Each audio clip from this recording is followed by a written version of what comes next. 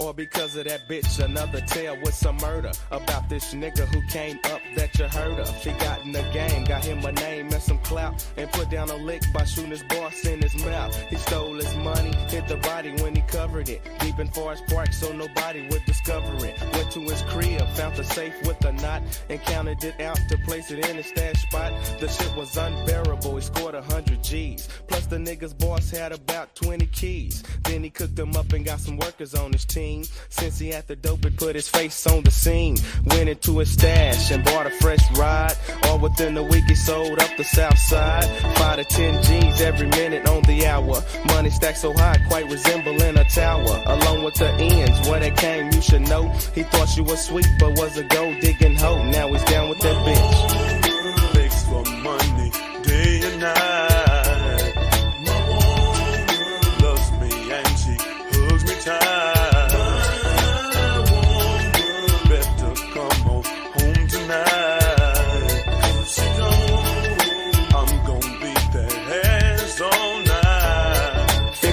By the end of every day, been working for a month, so the nigga had the pace. He started big sexing cause he thought he had it made. Tricking on that bitch, kept his workers unpaid. She told him forget him cause his friends wouldn't matter. Today it was fat, but yesterday his grip was fatter. The game was sweet, the bitch played her cards right. The nigga was dumb, he let the money change his life. And what was $1, now today is a penny. Did she take a little, or did she take plenty? She fuck him at 5, so by 8 he was sleep. And rob him at 9, so by 10 she could creep. And short on his dope, and 100 G's too. But didn't blame the bitch cause he thought she was true. He called up his mom to question her about the money. She started to laugh, he said the shit ain't funny. So he threatened her life and said he'd kill her himself. But down came his door, it was the ATF. All because of that bitch. Begs for money, day and night.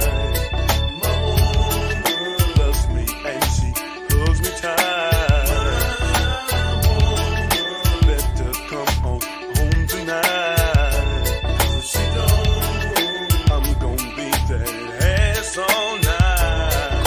Girl to come and get him out the bucket. She answered the phone, he heard a nigga saying suck it. He said it was me, baby come and get me quick. But couldn't reply with a mouth full of dick. He said it again, would you come and pick me up? Replied yes, funny cause her throat was full of nut. And 1 hour later she went down to bail him out. And having no money, so she took him to his house. He got on the phone and called this nigga who was pumping, and asked if he could with a nigga front him something. They transacted business, but they done it face to face. Met up at Wise and passed a black briefcase. Called up his girl, said tonight that he was asleep, not even knowing that some niggas had him peep. And went to her crib so he could see what he was fronted. 4 niggas in the blue Seville nigga hunting. They creeped up slow, one nigga said he knew the house. Went to the back and saw the couple on the couch. His first day out was the last of his life. The nigga was murdered by the thieves of the night, all because of that bitch. Begs for money, day and night.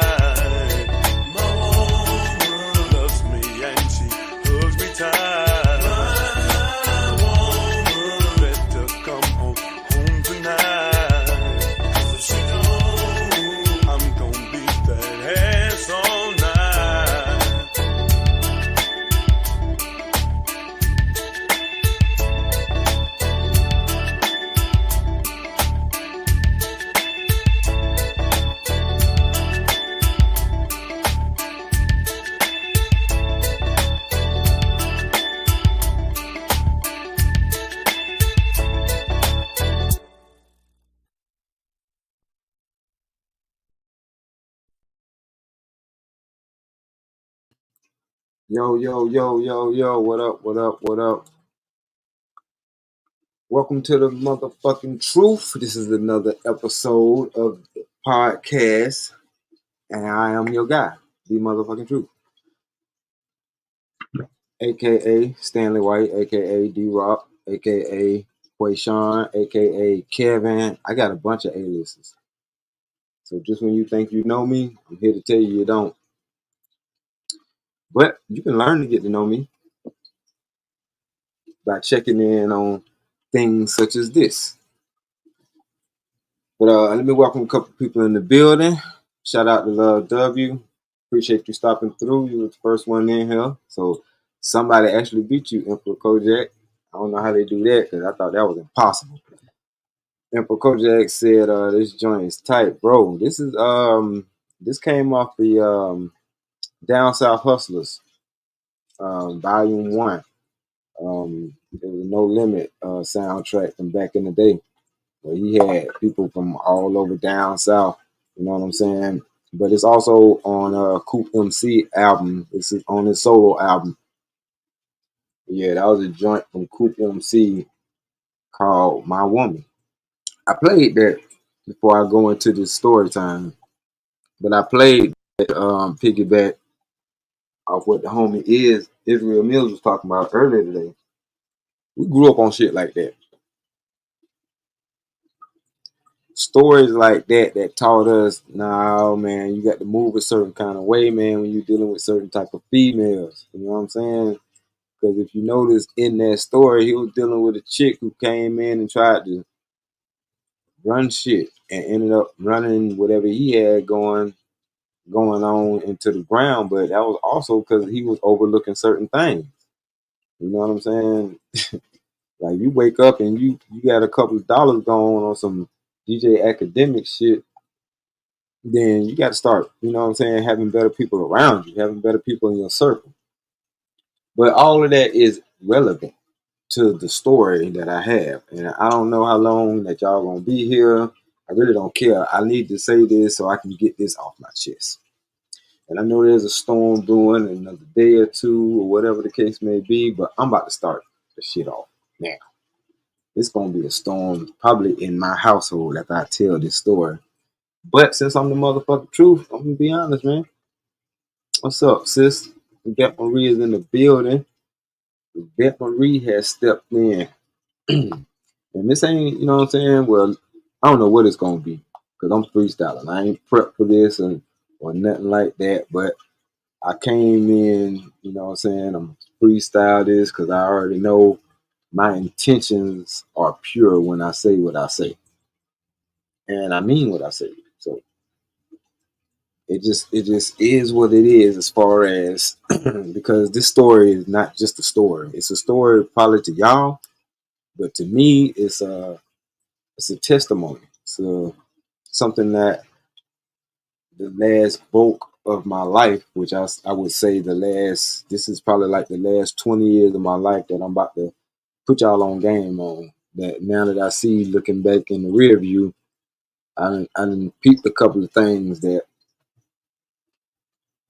I was able to learn from and pick up some gems from. So here we go.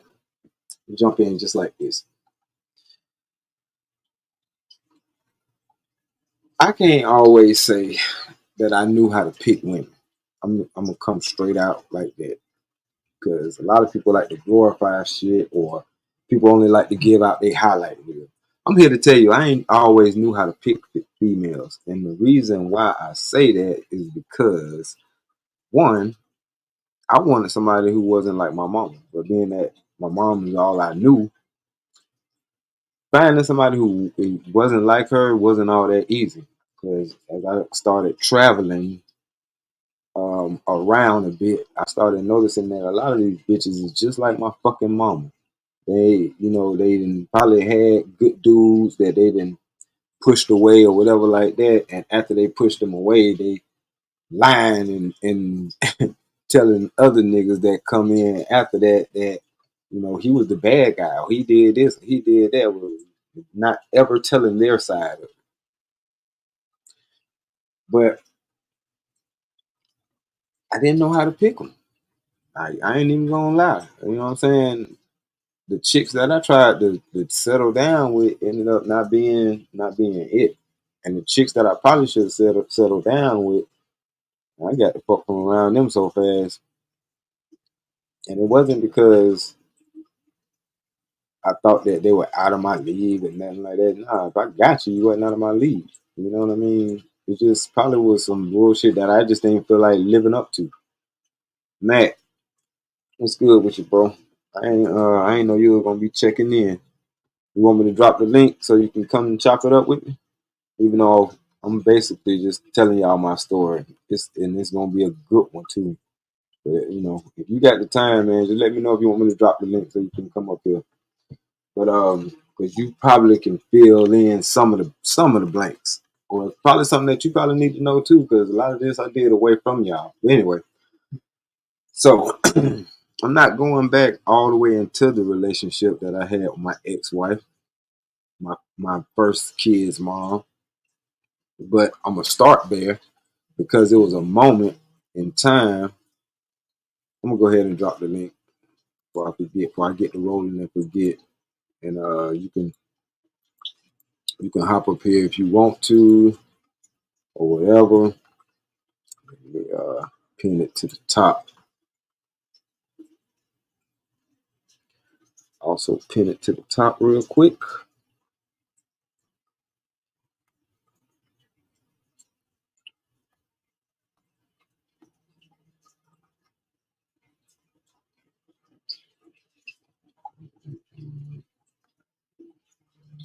That ain't good. Hold on 1 second. This ain't even technical difficulties. This is me on my still on my moonshine and coffee shit. And I can talk about that while I'm doing what I'm doing right here. But I need to do this anyway. But I've noticed since I've gotten older, I've been a lot better at handling my liquor. You know what I'm saying? Like I don't even get DUI or drunk like that no more. Oh well. Hold on. I probably gotta do it. There we go. So the link is pinned to the top. Anyway, I've been able to handle my liquor a lot better now. But then again, moonshine to me ain't that wild shit. I think that's a difference too. Because some of them alcohols they be watering it down or mixing so much sugar with it to try to give it some kind of flavor that when you drink it, when you instantly toe up, and you're a whole nother person. But I digress. I've been able,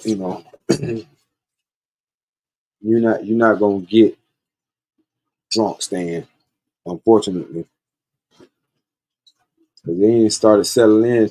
They didn't start kicking in really to I was about to go grab my daughter, which I'm glad it waited till I got back because I didn't want to be you know faded trying to drive or nothing like that. But I'm like shit, I'm good.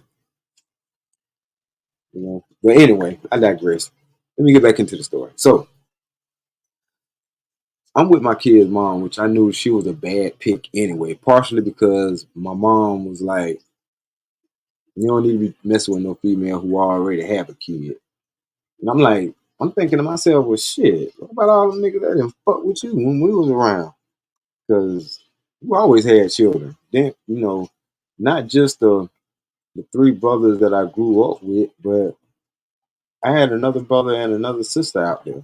You know what I'm saying? Who I eventually met. I met my sister, but I never met my oldest brother in person. I talked to him on the phone. So that was always part of my growing up or part of my upbringing, seeing that type of shit where, these dudes ain't the fathers, but they in the households and they, raising up kids. And I did see some folks that was actually fathers, but the ones who were actually fathers didn't even go as hard as what's up, salute Roswell. Some of the actual fathers didn't even go as hard as the some of the stepfathers. And I guess that's probably because, they had a different dynamic, you know what I'm saying? They had to prove their worth to get the box, whereas the baby daddy had already got the box. And, it is what it is. So, you know what I'm saying? My mom was on to something. She was like, don't do it. But I was stuck in my, somebody did it for you. And Shawty actually looked out for me because when my mom put me out, because I was with her, she could have just been like, yeah, you ain't got nowhere to live, so you know what I'm saying. Nah, I can't do that. You know what I'm saying. I need to find me a boyfriend. At least got somewhere to stay. You know what I mean. But she did. So part of me, because I am, I think that's one of my. I wouldn't necessarily call it a flaw, but one of the things that makes me me is I'm loyal to a fault, and I did kind of stick around longer than I should have because of that one thing that she did. Actually, two things that she did. Because shortly after that, because I know I'm going to skip a lot of stuff, but a lot of the stuff y'all don't even know about anyway. That's a story for another day.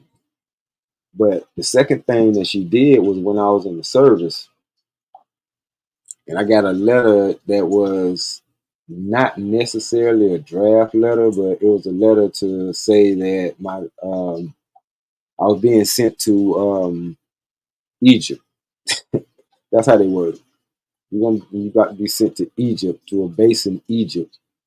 And I'm thinking to myself, who the fuck y'all think y'all talking to? I already know what that is. Why don't y'all just call it what it was? You know what I'm saying? And at the time, it was like what, Desert Storm or some shit like that. But so anyway, I was in the military. You know what I mean? I was reserved, but my we got activated during that time. And like I said, I got my paperwork to go to Egypt. I was cool with it because I knew what I signed up for.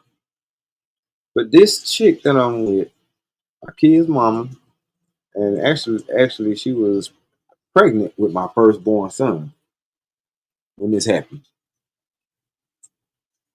I'm thinking one thing. I'm thinking, I signed up for this. This is my duty. I'm gonna go ahead and do what I got to do. And if I make it, I make it. If I don't, I don't. You know what I'm saying? It is what it is. But she was like, she was on some. Well, at least I'm thinking that she was gonna be on some old gold digger type nonsense. Because she was like, so what's gonna happen to you? If you die, whatever like that. I'm like, man, you're gonna be paid. If I die, you'll be paid. I got like a $500,000 serviceman group life insurance. You'll be good. Y'all will be straight. You know what I'm saying? Just don't blow it all. You know what I'm saying? Like, but that's it or whatever. Unless we take out another policy or something like that. But yeah, you guaranteed 500K or something happen to me based off this paperwork right here. You know what I mean? But her reply to that was, and this would trick me and make me think she was, a halfway decent chick. Her reply to that was, I don't want no fucking money. I want you. And I want you to be here and around for our child that we getting ready to bring. Because we didn't know what the sex of the baby was at the time. But she was like, no, we need you here. And I was like, wow. And I had to think about that. You know what I'm saying? And I was like, that's the second thing that she kind of said and did. But you know what I'm saying? It showed me that okay, she might be here, you know what I'm saying, under not false pretenses. She might actually be trying to do, you know what I'm saying, do a brother right or whatever the case may be. Mind you, we 18, 19, so we trying to figure out life together. I'm gonna add this on as to another reason, because these not excuses by a long shot. But another reason why I had grace in the now with this woman, and I was, felt like I was obligated with her, you know what I'm saying? Not just because of those things, those two things, but also because of the fact that when I met her, her mother had just recently passed. And I say, you know what I'm saying? I said on an earlier stream that she was staying with her father when, you know what I'm saying, they let me come and stay, but it wasn't even her real father, it was her stepfather. What's up, Jill? Salute. But it wasn't even her real father, it was actually her stepfather, you know what I'm saying? And I was like, wow. I never said nothing about it at the time, but I was like, that's a noble thing because your wife passed, and I ain't gonna go into details on the why she passed, but let's just say, for the sake of argument, that her mom was promiscuous and she died. She died from the Americas dying slowly disease, you know. And so I was like, wow. But he still, you know what I'm saying, was there. And then, me and him chopped it up, and it wasn't, she didn't end up passing it to him or whatever. But he was taking care of this woman's child because that's what he signed up for. He was married to the, you know what I'm saying, her mom or whatever like that. So anyway, me and him had men type conversations. And I get to the reason why, I had to say that, or at least introduce him, because me and him are still cool to this day. But You'll see why. So he get to a point where we staying with him, and I'm like, man, you cool and all that, and you been doing your thing with her, but now that I'm taking her serious or whatever like that, I think we probably, and plus we got the baby on the way. We need to get our own, our own little spot, whatever like that. Like I ain't trying to take, your daughter away from you or nothing like that. And he was like, man, you ain't taking her away from me. This is what I need for her to do. To have somebody who in her life for real, because her baby dad ain't hitting on nothing or whatever the case may be. I'm like, all right, cool. I ain't for the nigga bashing. Me and him then had one conversation. I know you're a fuck nigga, but that's neither here nor there. But so I stepped in and I was a stepfather. You know what I mean? And as time went along, it just was certain things that I had to go through with this woman that made me realize that I picked wrong, man. I picked wrong. And I mean, and there's so much stuff, and it leads up to how I met my wife because I was still holding on to that out of obligation and trying not to be part of the statistic or make her a statistic, even though she's already made herself a statistic. She was a teenage mom, you know what I'm saying? And I actually supported her when the radio station approached her for to be on a panel back then. This is like 90 and 97 or something like that, 98 to be on the no 99 be on the panel 98 99 to be on the panel to talk about teenage pregnancy because she was like, I don't know what to talk about.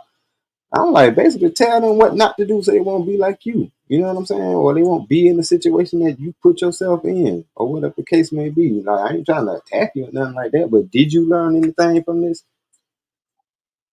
You know what I'm saying? And she said, once we sat down and we talked and she thought about it, like, yeah, I didn't get to finish school. I had to start working so I can, buy my baby what my baby needed because my baby daddy wasn't doing this, that, and the third. He ain't had no steady job. He was just out there, hustling or whatever the case may be. I'm like, but tell them that. You know what I'm saying? Like, let them know what things not to do. You know what I'm saying? So it was just little stuff like that. Like, even though you messed up, let's see if we can put the information out there to maybe help somebody else avoid, stepping into those pitfalls that you yourself, that you put yourself in, you know. So I was always on that. But she did it and things like that. And like I said, I never looked down on her because she didn't finish school. Because I'm like, look, man, you can always go back to school and get that. Don't feel on a certain type of way. You know what I'm saying? Just go back and get it. And I'm gonna leave that there. But you know what I'm saying? Like I said, it was just red flag after red flag after red flag after red flag, and I just was staying out of fucking pure stupidity at that point. You know what I mean? To the point where we started off hot and heavy. You know what I mean? Shit like that. But then it got to a point where she just, I don't know. You know what I mean? I think she started back fucking with her baby daddy or whatever the case may be.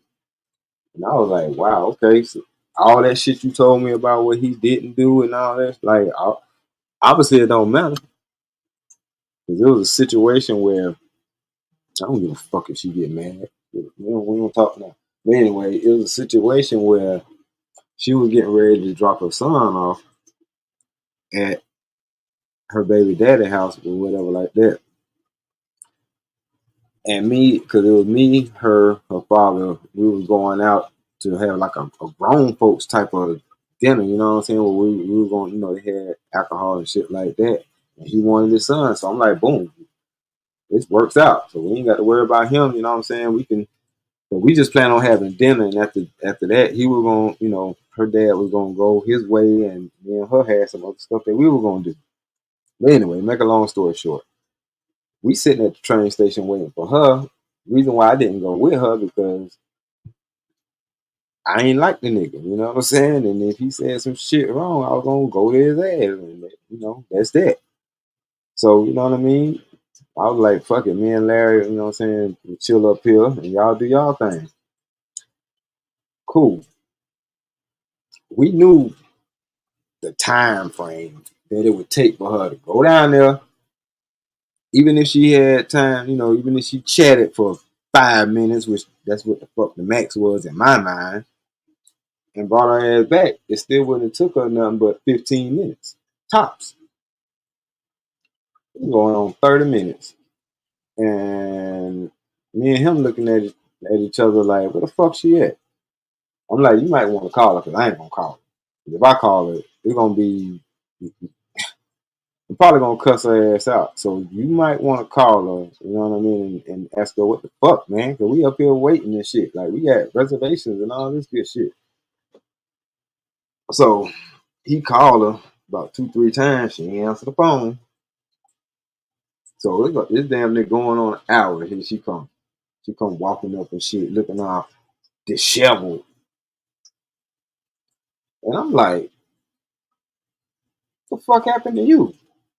Y'all got into it or some shit? Cause you look, you know what I'm saying? You looking a little bit rougher than you did when you left. And even, you know what I'm saying, her dad was like, yeah, what the hell going on? Like, you good? You good? So she told both of us, yeah, I'm good. Later on, she gonna tell me that the nigga forced herself on. I'm like, why the fuck you ain't tell me that then? If I would have told you that then, I probably wouldn't have a father for my son. Yeah, you might be right. You probably wouldn't have a stepfather for that little motherfucker neither. Because hell, if I knew I was, look, man, don't like, man, I'll stop fucking with you right now. But I was like, you know what? Because by the time she told me this shit was like 2, 3 weeks down the road. You remember that time? Like, that's how I got told. So by that time, you know what I'm saying? I'm like, ugh. Even though that shit made me want to take 50 showers. Like, don't ever expose me to some shit that nigga been fucking with. Because whoever he fucking, I just fucked the motherfuckers. You know that? Because I'm sure if you say he forced himself on you, he ain't wear no fucking rubber. I got a baby together, man. Don't ever put me in no fucking situation like that. So, red flag. Like I said, a lot of shit, man. I wasn't supposed to stick around with her for. But anyway, so I started messing with a particular group of people after I went through a little stint of unemployment. What I mean by that, like I was unemployed for about damn near 6 months. I was putting in applications everywhere. I just couldn't fucking land no job. That shit was crazy. So I ended up fucking with a group of folks that was blowing money fast, I'll say. And in the midst of fucking with them, I found out that my girl wasn't my girl no more. And by this time we got what's up, JD? Salute to you, bro. Yeah, man. This gonna be a good story for you to listen to in the clouds. But so I'm messing with this chick. I'm doing, you know what I'm saying, I'm working with these folks, and I could tell our relationship start drifting apart because she wasn't used to the fact that my time don't belong to me no more at this moment. I'm with a group of folks that, nah, we got work to do. We trying, you know what I'm saying, we trying to make some shit happen, and if you ain't at the table, you know what I'm saying, when the dinner's being made, you ain't gonna get a plate. It just is what it is. So you know what I'm saying. We was always working. We was always on point, and it just was certain things because it was even situations where you know what I'm saying. I had to leave in the middle of the night. Like we might have been working all day. I get home. I remember this one particular time. I got home like 11, 12 o'clock at night, and I had left that previous morning probably like 6 or 7 a.m. And I probably laid down with her, you know what I'm saying, for about 2.5 hours or something like that. My phone was blowing up. My phone was blowing up, and I was like, man, fuck that shit. Put that shit on silent and went back to sleep. Next thing you know, I heard a knock on my door. Shit sounded like the police were knocking. So I go down there and he was like, man, I'm trying to call you, man. I need you to come with me. So it wasn't one of them situations. He was like, man, what the fuck? No. All right, y'all come. Let me throw this on real quick. I'm on my way. And we go pull up on his cousin laying in the front yard. You know what I'm saying? It was a hit. Folks ain't even got there. You know what I'm saying? Like this nigga is laying in the front yard, like in the front of his mama yard at that. You know what I'm saying? So it was just, you know what I'm saying, little shit like that. So we stayed out there, you know, all the way until the people came and left. You know what I'm saying? Like, so by the time we left from there, it was like 2 o'clock in the afternoon, the next goddamn day. We was out there from like 2 o'clock in the morning to 2 o'clock in the afternoon. I'm tired as fuck. I don't even know how the fuck I'm staying up. But anyway, so it just was shit like that because selfish. The bitch was selfish. What I found out, you want all my time, all my energy. You want to be my only friend and all that shit. Cause like I ain't going to like I said, a lot of detail, but she's the same chick who went in my phone and erased everybody's number on some Delilah shit. You know what I'm saying? Like I felt like she cut off all my hair when she did that. Cause I had A1 day ones who I still talk to this day, and they was like, "Yeah, we didn't appreciate that shit." Like I don't know who she thinks she was, but what's up, Travel? Salute. I don't know who she thinks she was, but we been here and all that shit. Cause I'm like, man, I got some show enough motherfuckers that they don't give a fuck. They don't care who I'm with, then, now, or never, or whenever, or ever. They like, motherfucker, and I don't care. I don't care who you with, and I don't care who I'm with. You will always be able to get this type of shit. You know what I'm saying? That's why I'm like, a lot of y'all niggas who be talking about, y'all, oh, nigga, y'all got to pay for pussy and shit like that. Boy, you got me fucked up. Your daddy might do, or you goddamn you or your older brothers might do, but you got me fucked up. I'm allergic to that shit. I'm allergic to that shit. Like I stopped going to strip clubs like when I was in my early 20s. Once I seen, oh, this what y'all niggas be doing? I used to always want to go. I used to hear people talk about it. Yeah, yeah, yeah, yeah. That was before Freak News. I'm like, y'all motherfuckers paying to go to strip club, and Freaknik was a strip club outside. The fuck is you talking about? And you ain't had to throw money at these bitches to take their clothes off. They already doing it. So from when I was old enough to get into the strip club, I probably went once or twice or whatever like that. But that shit was crazy. I didn't understand that shit as far as like um bitch, you walking around naked. What the fuck? What I need to dance from you for? Like, do I get the fuck? No, you can't even touch us. Oh, okay, we can't touch you, but you can sit on me and ride on me and all that. No, get the fuck away from me. Like, no, hell no. I'm straight on that. Super overrated. Yeah, the titty club is overrated. Went there once or twice, wasn't impressed. Straight the fuck. I'm like, this is what y'all niggas doing? I'm like, bro, I can talk to a bitch and get her out her clothes. What the fuck is y'all doing? Like, man, I'm the lamest nigga in the strip club. I ain't even gonna lie. I'd be like, nigga, put your money up. What the fuck is you doing? You don't know how to talk to these bitches? You better buy you a drink. And you can look at the same thing that these niggas just paid for. These niggas is paying for her to get naked. They gonna do the same shit you doing, and you ain't got to pay, my nigga. Just sit at the bar and drink. But then, that's where the term bar flies and shit come from. But I was like, I don't understand y'all niggas. I can go round up about 6 motherfucking bitches and get them over one of these hoes' houses and talk them out their goddamn clothes and play some fucking music that'll, you know what I'm saying, help the situation. Like, man, what? Okay. Chicks running around naked and you can't fuck. Nah, I'm good. Bitch, you done put your whole asshole in my face. I'd have punched you in your I'd have punched you in your back.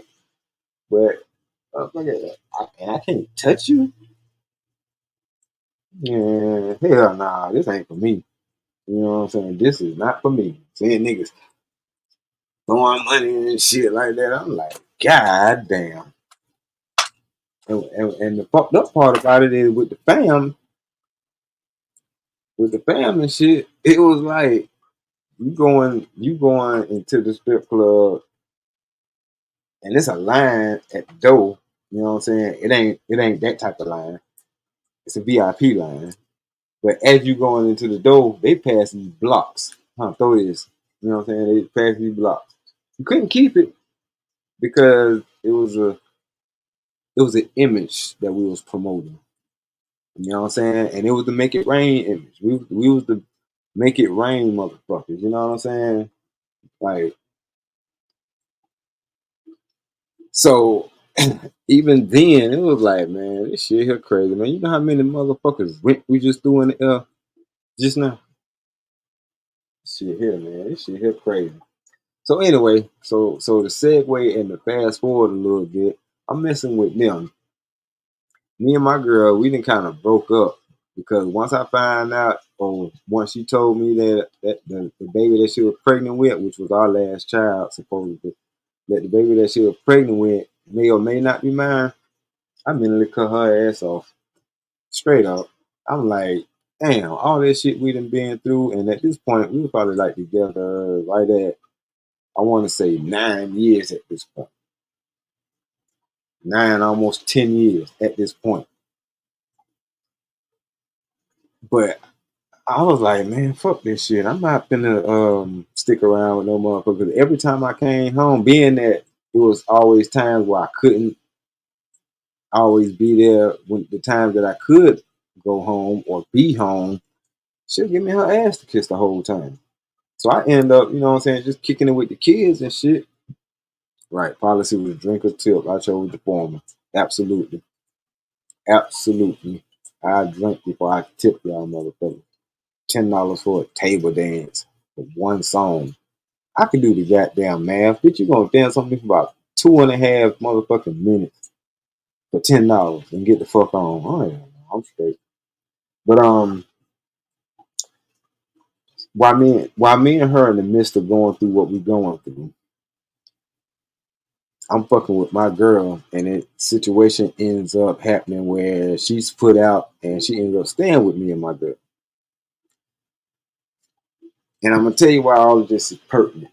Because even in that situation, I knew who I wanted to kick it with. You know what I'm saying? For the rest of my life. And I think this is the shit that people don't understand where they make this relationship shit so difficult. It ain't difficult. Find you somebody to kick it with and goddamn do that. All the rest of that shit, man, y'all can work out the details as y'all are in the relationship. Now, of course, yeah, there's certain shit that it's a hard no or a huge red flag, then hell nah, I don't even fuck with that person in the first place. You know what I'm saying? But if it's some shit you could tolerate, because ain't no fucking body perfect. Everybody gonna come with some stuff. It just is what it is. You know what I'm saying? Because people start going through shit early. You know what I mean? So she got my children, so I really don't want to just cut her off and just let her out there in the world. You know what I'm saying? Even though I know that you don't deserve to be out here, or you shouldn't be out here. I ain't gonna say deserve. It's just the fuck you did deserve to be out. Anyway, but you shouldn't be out here, especially with my children.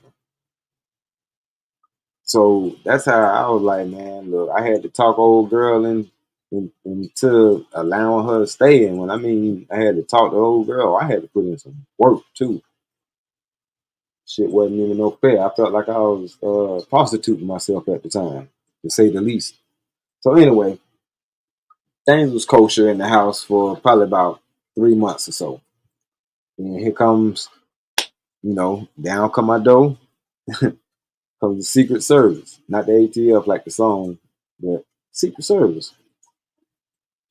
And it came down because once once my kid's mom fell into that situation, I was still in talks with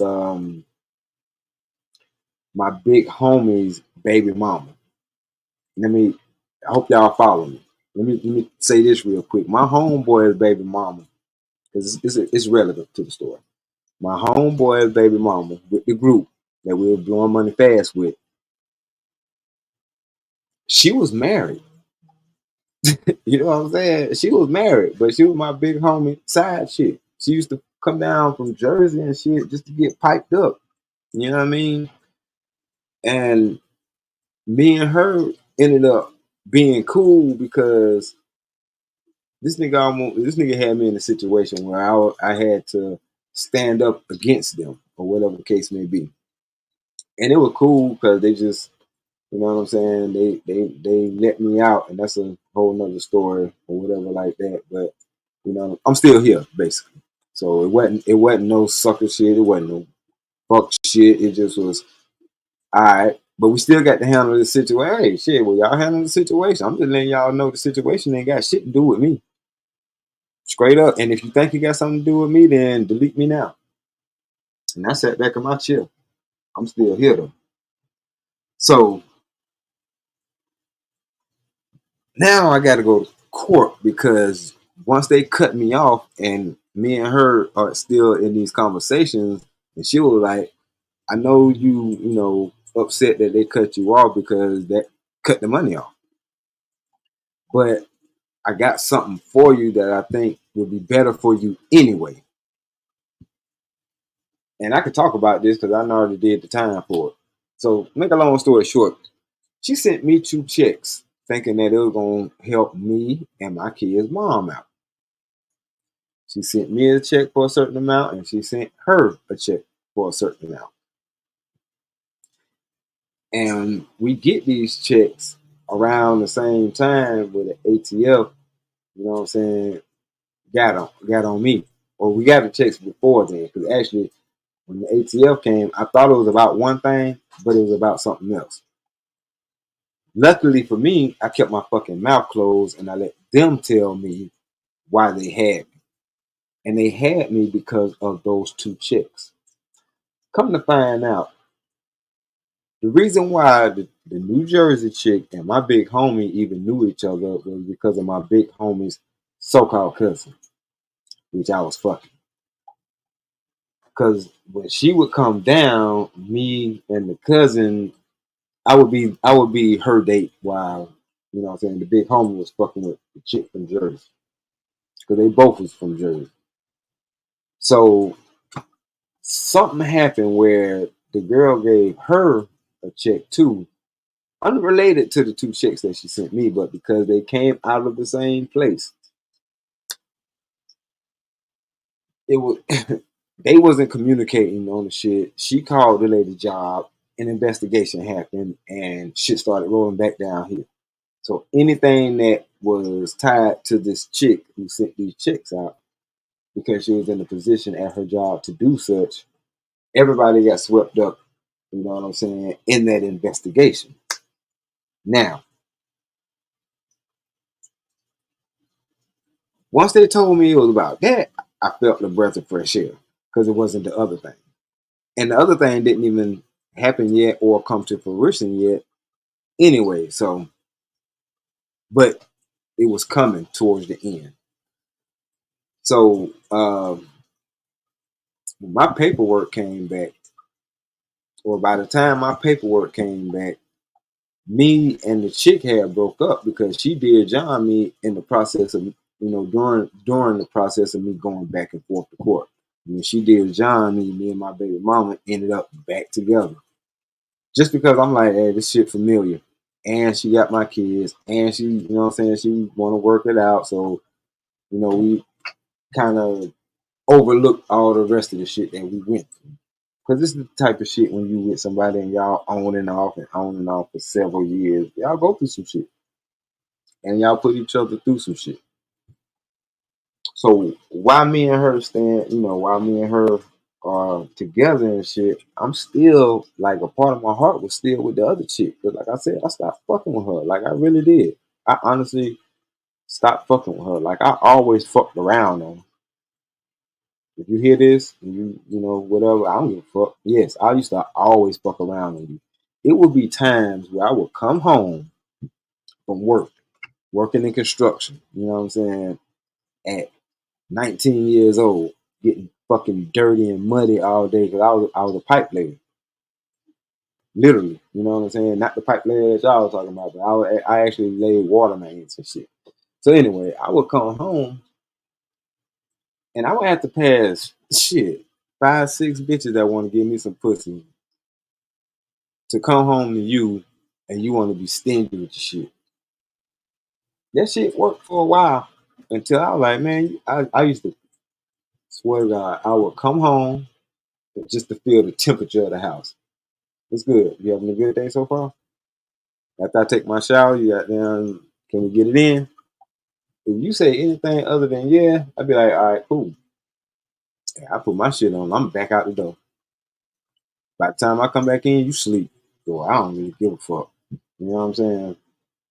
I expect not to get none. You sleep. Oh well. You know what I'm saying? Like, we'll see what tomorrow brings.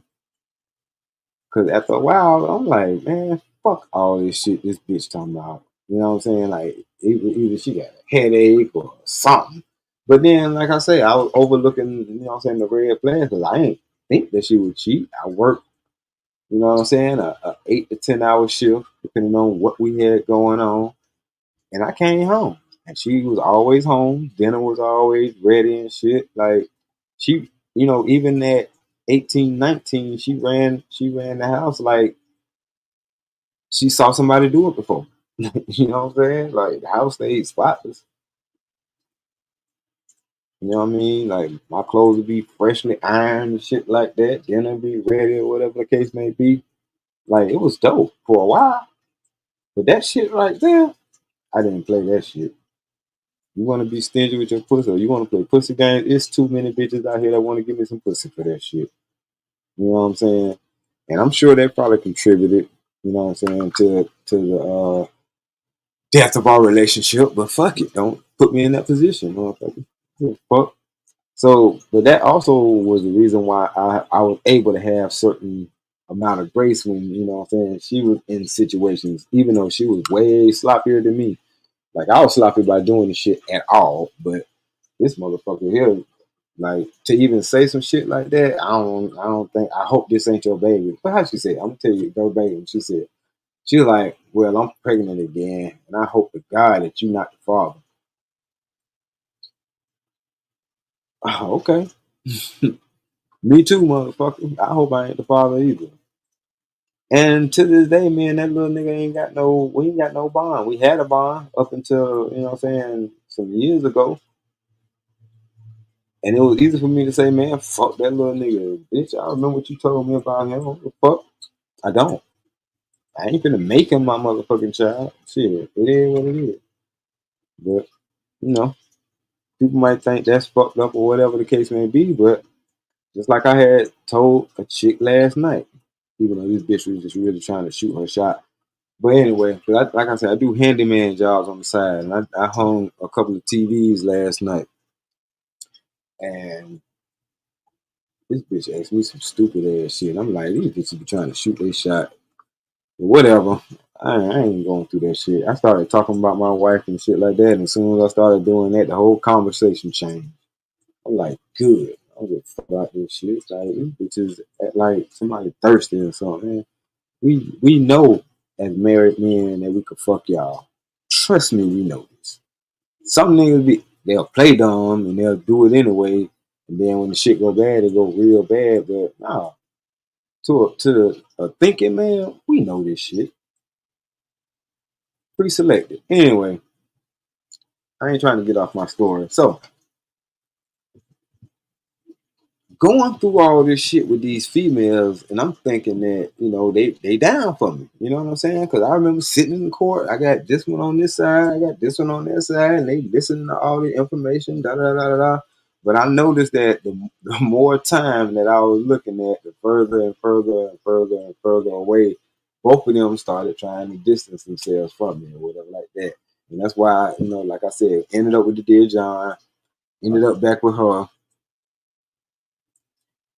and just sitting in a situation that wasn't for me. So I'm gonna fast forward a little bit towards the end of our relationship. So time comes for me to get sentenced. And before I get sentenced, I find out the chick fucking with the dude that I offered a place to stay, you know what I'm saying, before I had to turn myself in. Because me and him, we was homies and he was my plug, to be honest with you, at the time. So I didn't feel no certain kind of way. Plus I knew, you know what I'm saying, oh, shit, he just need a spot for now. He'll be, back on his feet in a second or whatever like that. Plus I'm getting ready to turn myself in and it wouldn't hurt to have at least a dude there. Should have known better. I mean, you know what I mean? It is what it is. So they started fucking or whatever, I guess. And she kind of blew that up because I didn't. I probably thought it, but she made it a big deal to where I knew it now. And I ain't never stopped cheating. So I'm like, I don't know why this bitch thinks she doing something that I ain't doing. Like I said, you just a little bit more sloppy with it. Like you ain't even smart enough to go get you a nigga who you fucking work with or some shit like that. Nah, you gotta fuck with this nigga. And I know this nigga a super duck. So I'm like, I'm more mad that you fucking with duck ass niggas and then think you finna bring that pussy back to me than anything else. Like, I really don't give a fuck what you do with your pussy. It's your pussy. I don't give a fuck about that. That's not, you know what I'm saying? Like, and even though we married at this point, I don't give a fuck about that. I don't think it's mine. You can tell me that shit all you want to. I heard that 1,000 times. And every bitch that told me that proved me, well, she proved herself wrong because I already know. I don't believe that shit no way. It's your pussy. No, it's not. It's your pussy. As long as it's on your body, bitch, it's your pussy. You can give that motherfucker to whoever you want to give it to.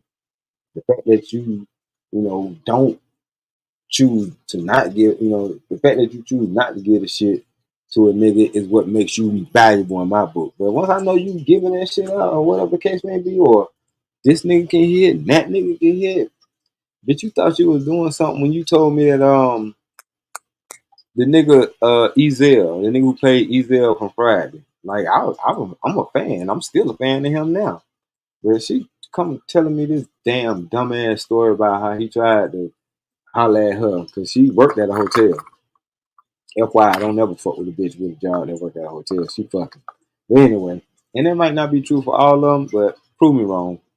Until you prove me wrong, I think it's all you bitches. Because trust me, I go to a lot of hotels. And trust me, a lot of times I have to tell y'all bitches, no, I'm good. I'm straight. Like, damn, bitch, I don't wear this motherfucking ring on my finger for fucking decoration. But anyway, she come home telling me some fucking story like this nigga tried to fuck. I'm like, bitch.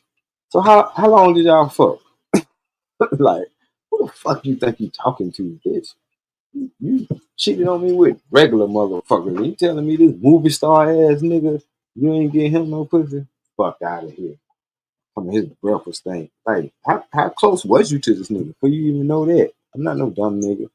But, niggas still young and stupid and shit and thinking that these bitches, you know, mean a nigga any good. But how wrong was I? How wrong? 1 second.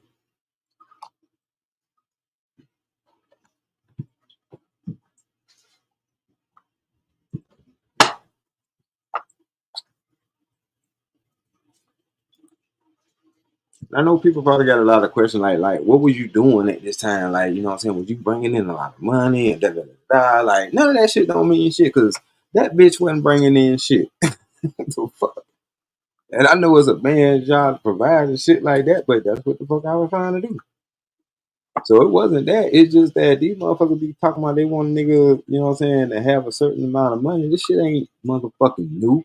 This is old. Bitches always want you to be able to take care of them and buy them all this shit, whatever. But I think they do understand, but they don't give a fuck that for you to have the shit that you want, I gotta work.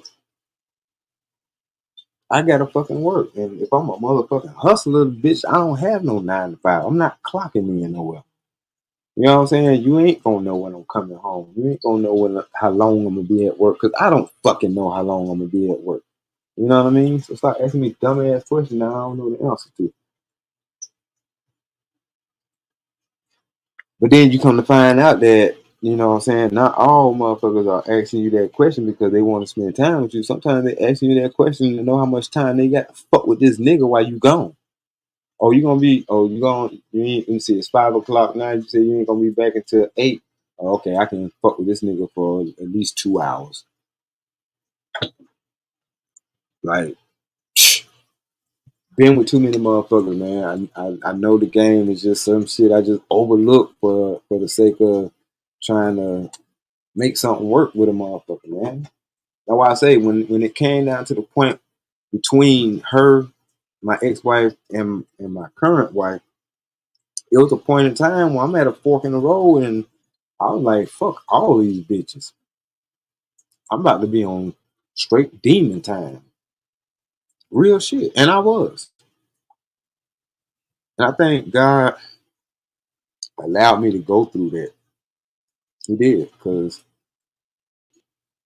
I had to rebuild myself. I had to rebuild myself, my self-esteem, because no matter where I thought I was in life, when that shit happened, that shit crushed me. Like I felt like I got defeated by a motherfucker that wasn't even worth my time in the first place. So that made me feel worthless. I ain't even gonna flex. It did. It made me feel worthless. So, um, and I remember this shit too, man. So 2 days before I get out of federal prison. But by now, you know what I'm saying, back and forth to court bullshit and wrap itself up. I done got sentenced. I got to turn myself in at the beginning of the year, which was January the 4th. Shit like that. My wife is fucking my homeboy. I almost got put in jail. Like all this shit 2 weeks before I actually turned myself in. I almost went to jail because the bitch lied to the police, said I threatened to delete her or whatever like that. All because she found out that I found out that her and a nigga fucking right up under my nose. I'm like, wow. And I was too much in a fucked up headspace to even give a fuck. And she thought because I was still with her or I didn't leave her at the time that she was actually doing something. And I'm like, this bitch don't even know. I'm good. I don't even give a fuck. And even though I didn't give a fuck, I go in because I only did it for 4 months. But in them 4 months, let me tell you how much of well, I know people throw this real nigga shit around a lot, but tell me if this is real or not. I go in January 4th. We all know this is tax time, right? And I actually, you know what I'm saying, had a job and I was working previously, you know what I'm saying, before I was messing with the little crew or whatever. So, because matter of fact, like I said, this is after I was messing with the crew. So, I had to have a damn job. I had to have some money coming in some kind of way. So, I had a W-2, you know what I'm saying? And so I filed taxes or whatever. And I filed taxes from the Fed. And I got back, it was like 42 or 4,300. The rent where we were staying at was only like 800 a month, something like that. And I know we got, other bills, utilities or whatever. But it was only like two utilities and it was less than $300 or whatever. So I rounded it off at about, $1,000 a month for 4 months, the whole 4 months that I would be in there. You know what I'm saying? And I signed her over, that particular check. And I just told her to put 100 in the commissary for me because I'm here for 4 months. I ain't think I needed nothing. Plus I ain't know how commissary worked then anyway. So I didn't, you know what I'm saying, just leave me about 100 or so, you know what I'm saying, something on my books or whatever like that. But you use the rest of that to take care of the rent, you know what I'm saying, and the utilities or whatever like that. 2 days before I get out, She came up there. It was visitation day. It was a weekend, and I got out on a Tuesday. So she came up there that weekend and was like, I've been messing with somebody else. He been bringing me up here for these visits and things like that. I know you're getting ready to get out, but I done moved him in. The other dude that moved out because we fell out or whatever like that, and I had to call the police on him. I'm like, bitch. Only thing I hear is once I get out of prison, I can't go home. Like, what the fuck just happened? You know what I'm saying? And so Monday, and these motherfuckers thought I was famous as many motherfuckers came to my cell that Monday. But they kept coming back and forth to my cell because they was trying to figure out, because they was in a bind. The feds was in the bind as far as where to put me. My case was out of Jersey. I'm doing time in Atlanta, and because they trying to keep me close to my family. But guess what? I don't got no family now because she don't, she wanted a divorce and all that shit. So they got to scramble to try to find somewhere for me to go, and I ended up in Augusta with my mama. I fucking hated being around my mama because she is a, I mean, she good or whatever the case may be, but she just was bad for me when it came down to advice and all kind of shit. But anyway, so I'm staying with her, and I'm like, I got to figure out how to get the fuck up out of this situation because this ain't the situation I need to be in. But I'm still going through my fucking with bitches. Ain't no point in time where it was like, just leave females alone and just work on this. Cause as much as that shit sound good, my motherfucking dick get hard. Like, I'm a functioning man, a straight one at that. So hell no. Fuck what I'm working on. I need something. I need something to goddamn beat up on every so often. You feel what I'm saying? And I got me a bitch the first day I touched down. Well, I'm talking about the first day I touched down in Augusta. The first day that I touched down in Augusta, and I'm like, I don't know whether it was just coincidence or force of habit. But my mom took me to the store to get like toiletries and shit like that because I ain't had shit. I left Atlanta with nothing. I left Atlanta. I went straight from the jail. I did go home for a little while and spent some time with them and fucked her once or twice just to cause she was my fucking wife, I guess. Still, you know what I'm saying? But I ain't enjoy it. Like, I was like, yeah, I cannot do this and I'll be all right. And, just getting that shit out of my system. But I ain't come home with shit. Like, I ain't know when none of my shit was, to be honest with you. Cause I'm like, I had a whole fucking closet full of Evisus, red monkeys, all the shit I accumulated when we were blowing money fast. You know what I'm saying? A-Town, this and all that shit. Like, I had shit. Every A-Town I had was 200 or better. And I had an ass of them bitches. Because I used to get 2-3 pair a week. Like, even if they was the same fucking color. Them bitches was like Air Force One. You got a crease in them motherfuckers. You can't wear them no more. The fuck? But, so I'm like, what in the fuck is all my shit? Come to find out, her oldest son, not mine, my stepson, he can wear all of my shit because he was about that size at that time. So all my shit was just gone. You know what I mean? So anyway, make a long story short, I'm in Augusta and shit, and I'm in the grocery store getting toiletries and little shit like that. And even though I'm in my little low self-esteem, hurt, missing my wife and all this, missing my family shit, you know what I mean? Like, I'm just, bro, I'm in a fucked up state. And I noticed when I was in a fucked up state, my options or the ones that I was picking was fucked up. Cause I fucked with a bitch I didn't have no motherfucking business with. You would have thought I was Cellulite Podcast. I found a fat bitch who was flirting with me in the goddamn supermarket. I said, "Oh, this easy pickings. Watch this."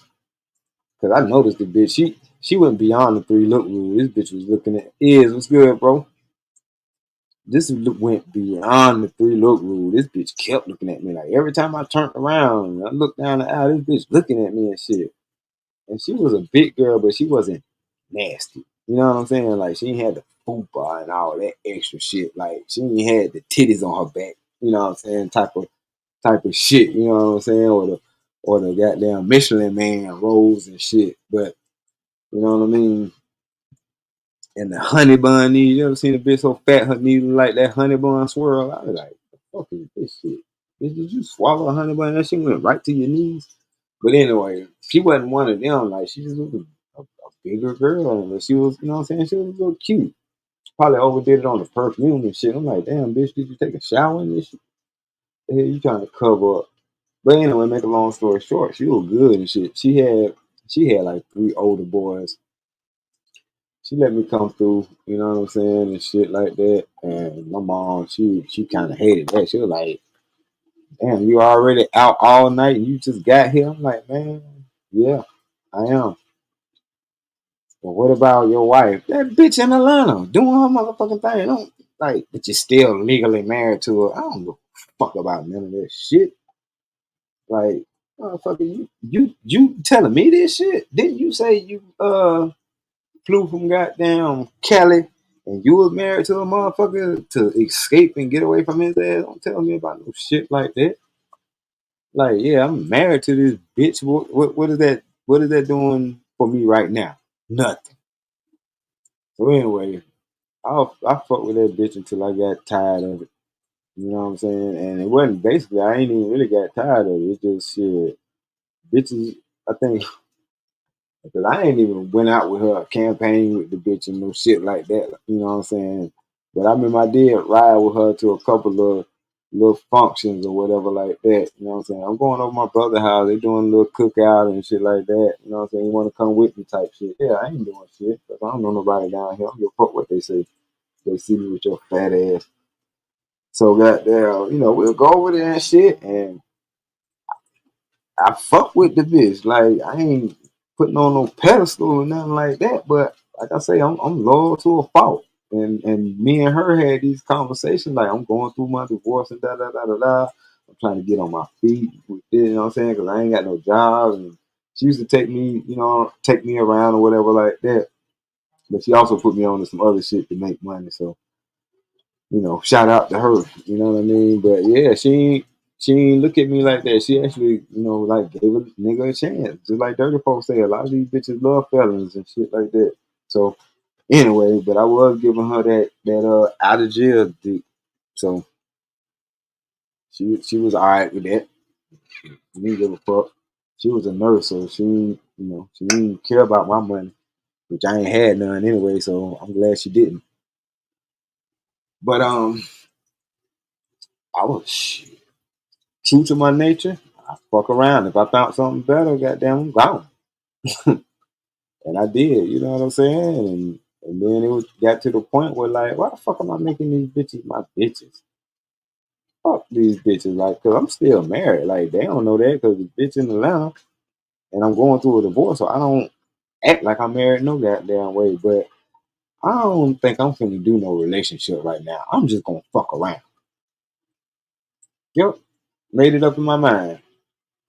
Cause me and her was still like off and on and still trying to kick it and shit to the point where she actually came to Atlanta. I mean, came to Augusta a few times. And I'm thinking and guessing this, you know what I'm saying, to, just to spend some time with me. But she basically wanted to see what the fuck I had going on. And I don't even, well, yes, I do. I do know why I was trying to save the marriage. I wanted to be in the same house with my kids. I really did. But I remember when she did come down this one time, like we almost got back together for good. But this bitch fucked around and went into my phone.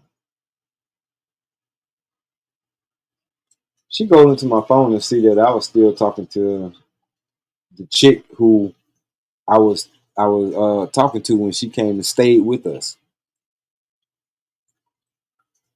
And she flipped the fuck out. Cause she know if I was to fuck with anybody, it would have been her.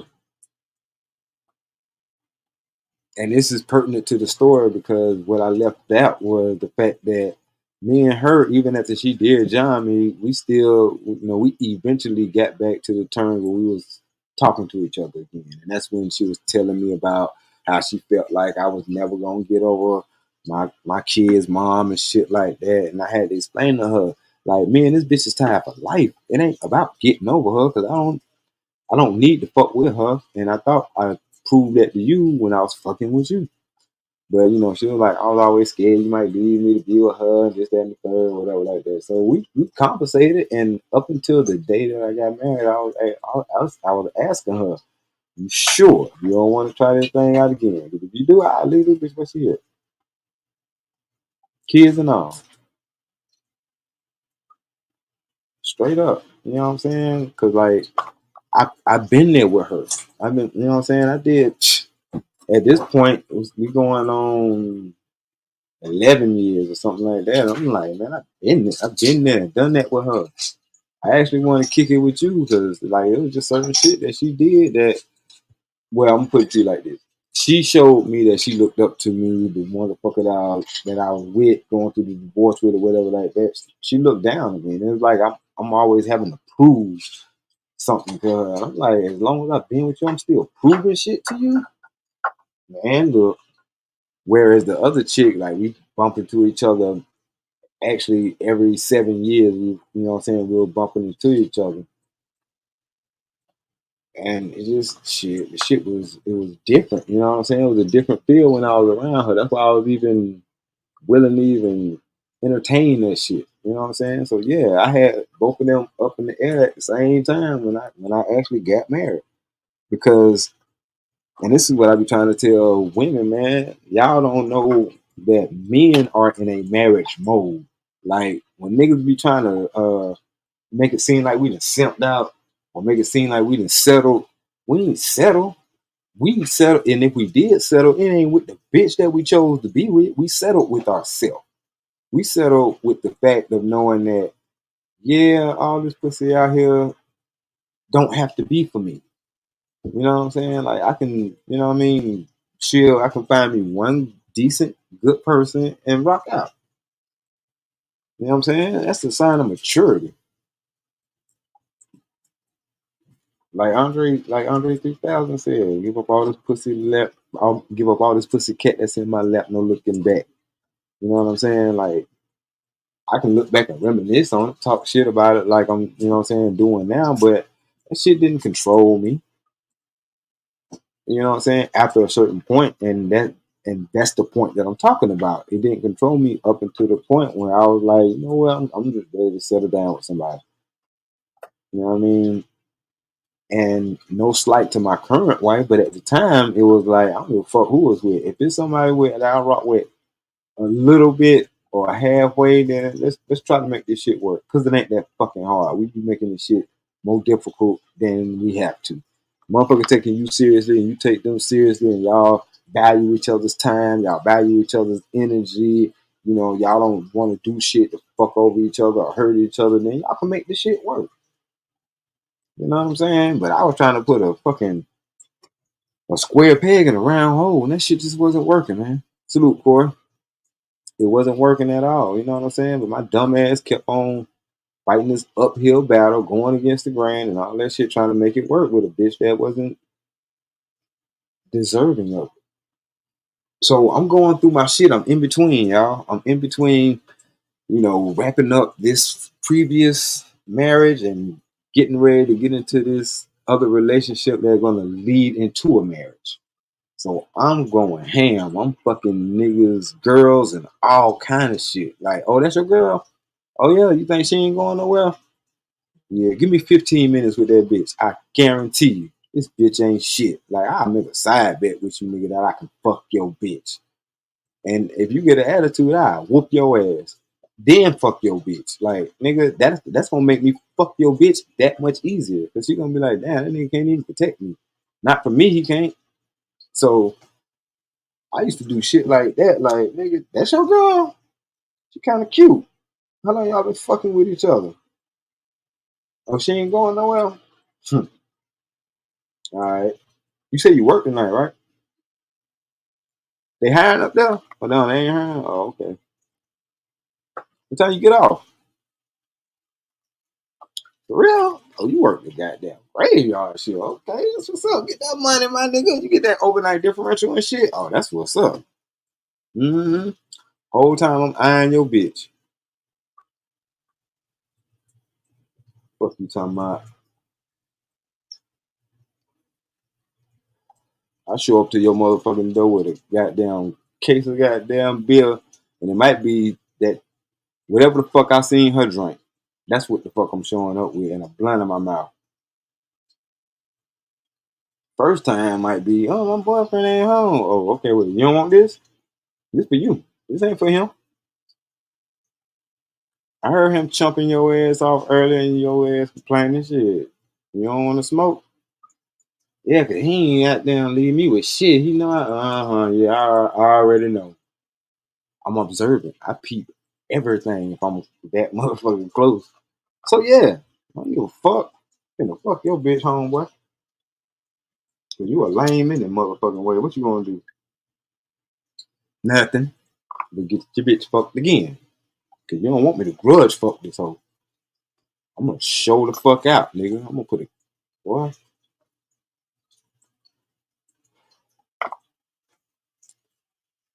And I wasn't even realizing that, nigga, this shit ain't therapy. This ain't working. This shit ain't helping your situation. You know what I'm saying? And I know that because I got caught up in a couple of situations. These bitches, like, man, yeah, I had to break down and tell my boyfriend about us and all that shit. I'm like, why? And now he didn't put me out. Shit, I'm finna put your ass out too, bitch. What the fuck? Fuck you come telling me for?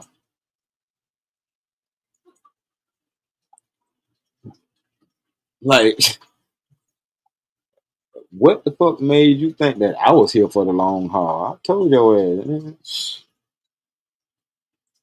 man, please. I was just spiteful, hateful, you know what I'm saying? And that shit didn't feel right. So in order for me to even get to the place where I can even be at right now, I had to do that shit. You know what I'm saying? I had to do that shit till I got to the point where, you know what, this shit ain't even fun no more. Like, you know what I'm saying? I'm been getting away with this shit now, but what if I do this shit to a nigga who really crazy about their chick, man? The nigga gonna try to take my ass out. So I ain't just think that I was invincible and no shit like that. I started to wise up, and then I was like thinking, because I go into it thinking that it'll make me feel better because I'm doing something that somebody else did to me. But it didn't make me feel better. It actually made me feel worse. You know what I'm saying? So I just said, fuck that shit. And like for a couple of weeks or whatever like that, I just stayed to myself. And it was hard as fuck. God damn. It was hard as hell, bro. I ain't gonna lie. I'm used to having a chick. I ain't used to not having no chick. Like getting a bitch is the easiest thing in the fucking world for me. I can walk out the house and just go to a fast food fucking restaurant, meet a bitch in line. That's it. That's all it takes. I can be just outside. You know what I'm saying? I'm telling you, I know. It's almost like the words are put into me when I talk to a certain motherfucker. You know? It's a goal. I don't know what the fuck the rest of y'all niggas be doing. But anyway, that's neither here nor there. And I ain't me, you know what I'm saying, poking shots at y'all or nothing like that. It's just when I hear y'all niggas complaining about females on the internet, I'm like, y'all niggas bitches. For real. Like, I'm sorry. Take it how you want it. I don't fuck. The, the ability to not be able to get a female was something that I ain't had no problem with. The ability to sort out whether this bitch is deserving of my time, that's the shit I had to work on. Man, look, y'all motherfucker, I don't know what it is, but nah, that shit just ain't never been hard for me. It just haven't. Females, if you listen to a female long enough, she'll tell you exactly what the fucking cheat code to get to her box is. Like I'm not bullshitting. But y'all niggas ain't listening. Y'all rather go in there with your bravado. Yeah, you know I got this and I yeah. Oh shit. What the fuck is that? Yeah, I got this and I got that and all that extra shit. Boy, what am I give a fuck? But you, real shit. Like I ain't never used no trinkets and shit like that to get no bitch. Actually, I use trinkets and shit to help me decipher which bitch ain't shit. Straight up. Like, man, I done gave jewelry to motherfuckers like on the strength of that shit. Oh, nigga, you think you all that cause you got this chain on, huh, nigga? Take that motherfucker. See if you can get bitches with it. Go ahead. Prove me wrong, motherfucker. You can have that motherfucker. Nigga, that ain't the last chain I got. The fuck wrong with you? But do your thing. Since you think it's so fucking easy, nigga. That's why I say money don't make the man. Man make the money, just like clothes. Clothes don't make the man. You supposed to be that nigga before you put that outfit on. That outfit just supposed to be a fucking accessory, my nigga. That's all the fuck it is. Accessories on your ass. You already supposed to be that nigga. I'm gonna be this motherfucker even if I got on a fucking wife beater, motherfucker. Like, I don't have to do all that extra shit. But I do it because that's something I want to do. I be liking to look sharp sometimes, you know? Fuck y'all.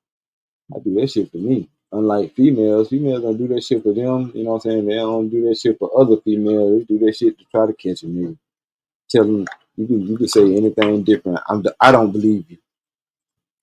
But anyway, so bro, I'm on demon time and I'm not enjoying it. So I actually woke up one morning like, man, I don't see myself prospering. You know what I'm saying? I don't see myself getting no better. I'm actually looking at the situation and I feel like I'm getting stagnant. There is no growth to what I got going on right now. You know what I'm saying? I meet a bitch. Within a couple of days, I'm fucking this bitch, and just because in a couple of days I can fuck this bitch, I'm mentally turned off now. Even if you was a cool bitch, you ain't that cool because how you gonna get a pussy to me in 3 days? Like, bitch, what are you doing?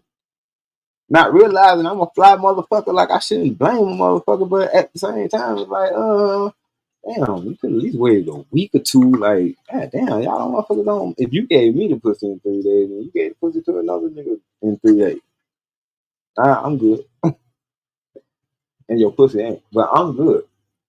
But so you know what I'm saying? It's just like dead end type of shit. You know what I'm saying? And being that I'm praying and things like that, it's crazy because my neighbor actually happened to be a musician at the church. So I took her up on her offer one day, you know what I mean, to go to church. And before I met my wife, I met the pastor's granddaughter. But really, I didn't meet her. She took it upon herself to come and meet me because I was fresh faced. You know what I'm saying? You know, everybody asking me, tell y'all know him, y'all seen him. Oh no, don't nobody know him. This the lady who brought me there, or whatever. You know, she was happy to say, nah, nobody know him. He from where my brother stay in Atlanta. He was from Atlanta. Oh, you from Atlanta? And let me tell y'all something about small cities, man. Y'all tell motherfuckers from small cities that you're from Atlanta, they automatically think you some fucking body. And at the same time, they wondering like, well, shit, if Atlanta's so exciting, what the fuck you doing here? You know what I'm saying?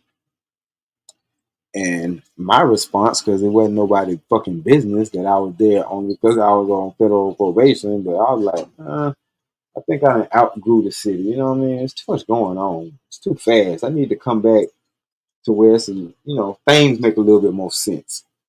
Which part of that was true? Part of that was true. Because you can goddamn go to jail fast, you can goddamn get deleted fast. Like, it's a lot of shit that happens fast in Atlanta.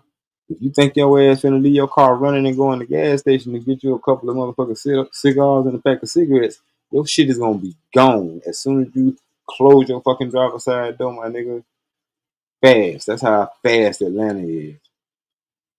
You know what I'm saying? Love W said, especially now these women are out here wanting men of substance and of value. Real talk. Bro, I said that on one of my shows. I'm like, y'all bitches ain't shit. And y'all want a motherfucker that make over a damn dollar to take y'all seriously? Y'all don't even take your fucking self seriously. Like, y'all give pussy to niggas like me within 3 days. And I'm like, I know I ain't said nothing spectacular. Trust me. Cause I ain't trying to paint no fairy tale ass picture for you. You know what I'm saying? I'm just trying to tell you, like, even then, the motherfucking truth. Like, I'll be dropping certain jewels on the bitches and shit like that. You know what I'm saying? And they'll take that and turn it into, well, maybe he liked me. No, bitch, I don't. I'm just trying to put you on game, just so you know. You won't be just out here. But I had to learn that when you teach a female something, or by you teaching her something, you're not really just teaching her something, you're actually um, intellectually stimulating them. And a lot of them don't get that kind of conversation from niggas. Niggas always talking about how and when and where they gonna fuck them at. You know what I'm saying? I'd be like, yeah, we're gonna do all that, but check this out. You ever, you know what I'm saying, thought about this? Like, just think about this. But you know what I'm saying? We'll have deep conversations about certain things, philosophical type of shit. You know what I'm saying? Like, I already know I'm a fuck. Like, once you already told me that you're gonna give me the pussy, then we can talk about other shit. But a lot of times, the nigga gonna keep on asking about that or talking about that because you ain't let it known whether or not you want to fuck this nigga yet. And that ain't really your fault. That's actually his fault because he's supposed to know that a motherfucker gonna know whether they want to give you some pussy within the first fucking 10 minutes of meeting you. So if y'all been talking for 11 minutes, motherfucker, until you fuck it up, yeah, you still good. You still in there. You know what I'm saying? So I'm just saying, food for thought, man. For those that's listening. So I got to get through all of this bullshit, and I got to realize all the bullshit that's coming to me for me to recognize what I'm about to encounter or endeavor as a man. Because I'm spending my days with somebody who, for lack of a better word, wasn't attractive. You know what I'm saying? She was a 52-year-old woman who played the organ for the church. You know what I'm saying? And she wasn't, to me, she wasn't attractive, but to the people her age, like, you know what I'm saying, she was the it girl or whatever like that. And part of the reason why she was the it girl, because she did nursing, she did home nursing also, and and she made pretty decent money because the clients that she had, you know what I'm saying, the clients that she had own major shit in Augusta. You know what I'm saying? I ain't trying to put that. Well, it wouldn't really matter because, you know, rest in peace to you. You know what I'm saying? But I don't want to put a business out there. But anyway, and she, me being that we were so cool, you know what I mean? Like, she introduced me to a lot of people in the church, whatever like that. You know what I'm saying? She even had me cool with two of her clients. One of her clients was an older white lady. She had two Mercedes, one of the old convertible Mercedes that looked like the Bond car, the silver shit. And then she had a new more up to date Mercedes. I think it was like a 96 or a 97. But anyway, she wheeled those Mercedes to this lady. And you know what I'm saying? She was like, we'll fight over which one we want or whatever like that when that time comes. Like, me and her was that cool that, you know what I'm saying, she was gonna let me get one of the Mercedes or whatever like that. But anyway, everybody wanted to know who the fuck I was. Cause I was 30, I was 31. So I was at that perfect age to where they couldn't say I was young and they couldn't say I was old. I was 31. And it was a span of females in that church that it was like I can fuck all y'all. You know what I'm saying? But like, if I go on this end of the spectrum, these bitches, there was legal age, you know what I'm saying? They 23, 24, 25, you know what I'm saying? Shit like that, but they immature as fuck. Then we had the other females on the other end of the spectrum. They, you know what I'm saying? They 35, 36, 37. They got too much fucking baggage. They bad. Oh my God, like these motherfuckers are stout. Brick house, bad motherfuckers. You know what I'm saying? I'm like, nah, if I did find anything, it would have to be in the middle. But I ain't worrying about that right now because I'm not looking for nothing right now. So here this bitch come, pastor's fucking granddaughter. I learned the story after the fact, but I didn't even need to know the story because the motherfucker came at me so wrong that I knew that damn this shit here fucked up. But it also showed me where I was in my life as far as level of maturity, right? So imagine this. I'm out of prison at this point, probably for about I would say 8 months. So I'm good. This ain't, me still being in that, I ain't had none in a while, which 4 months ain't really shit, but I ain't had none in a while. So you know what I'm saying? I'm thirsty, whatever like that. Plus I was knocking shit down. This bitch called herself, we about to have a date. You know what I'm saying? But before we had a date, she just happened to be in my neighborhood, lying ass. And she was like, I'm over here in your neighborhood. I'm outside because I had to, drop something off at the lady who played the organ shit.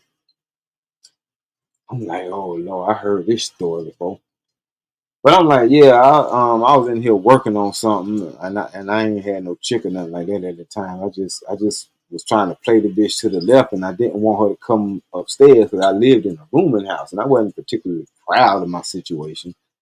And I knew, you know what I'm saying, because I've been to her grandfather's house, the pastor, because she stayed with them, and this nigga got type of house that a pastor would have, like a Creflo Dollar shit. So no, I was a little on the embarrassed side, so I ain't have her come in or whatever like that. And so we sat out there, you know what I'm saying, just talking and shit. And like I said, this is pre even thinking about going on a date. Or this is actually us maybe planning to go on a date to see if we would actually fuck with each other or whatever the case may be. So we sitting in the car, we talking and shit. And only while I'm entertaining her, like she wasn't no bad bitch or no shit like that, but I'm still in my spectrum. Like I ain't got up here yet. So I'm still in the middle area fucking with motherfuckers who I have the option to fuck with basically at this time. And you know what I'm saying? Like I said, she wasn't no ugly bitch either, but she wasn't no bad bitch either. Come to find out, this bitch is a slut. Like I know the rumors about pastors' kids and shit like that, or what they call them PKs, preacher kids and shit. But this was a grandchild. I didn't think that shit went that far into the shit. But it did because she didn't her parents wasn't there. Her parents was on some other shit. Like, you know what I'm saying, fucking with that dope and shit like that. They couldn't let the dope in the streets go, so she had to get, raised by her grandfather, which was the pastor. But she brought him a lot of grief because she under his roof and she popping out all these goddamn babies and ain't nobody took her seriously. Like when I met her, she had like 3 kids or some shit like that. And I'm like, I'm not signing up for this shit. I see what the stepfather life has brought me to, or at least, you know what I'm saying, like this ain't no diss to anybody who's out there doing it. But like I said, from my experience, it was like, I ain't doing that no more. I did this shit with somebody who had one. You know what I'm saying? I'm damn sure not gonna do this shit with somebody who got 3. Nah. But that wasn't even what disqualified her. That ain't what disqualified her. I would have actually entertained it for a second. You know what I'm saying? If she would have showed me that she was a decent person and she just ended up in a situation and all the kids was by one dude that she just happened, to fuck up with. But now they had multiple. Like if I found out there's multiple niggas, I would have placed you in the category immediately. But Charlie had some soup coolers on. That kind of fucked me up. But so like I said, that's not what disqualified. Soup coolers disqualified her motherfucking ass. So in the midst of conversation, this is our first conversation. This bitch breaks out with the, so how do you like your dick sucked? Do you like slow hair or you like fast hair that real wet and bad? I'm thinking to myself, whoa, bitch, what the fuck is we talking about? Like, usually the nigga would bring up the sex, but I'm trying to be, I met you in church, so I don't want to, you know what I'm saying, talk to you about shit like that. Like, we might get to it, you know what I'm saying, later on down the line, but I'm thinking you a church chick, so I'm going to treat you like somebody who I met in church. So, but when she said that shit, I'm like, I'm thrown back so much that I don't even know whether. Bro, now think about this. I told y'all where I came from, the Freaknik Chronicles, to I'm sitting in the car with a pastor's granddaughter. I'm talking about ass for days. Titties like, wow. Soup cooler like, ooh, cute little face. And I'm, a part of me is saying, well, you might want to you might want to see what that's about. I mean, shit, she do got 3 kids, so that motherfucker might know how to work that goddamn, you know what I'm saying? That goddamn mouthpiece. But then, you know what I'm saying, inside of me also, you know what I'm saying? Cause I think we all set up with that movie, like the girl that got the multiple personalities and the different characters that have, not personalities, but this one was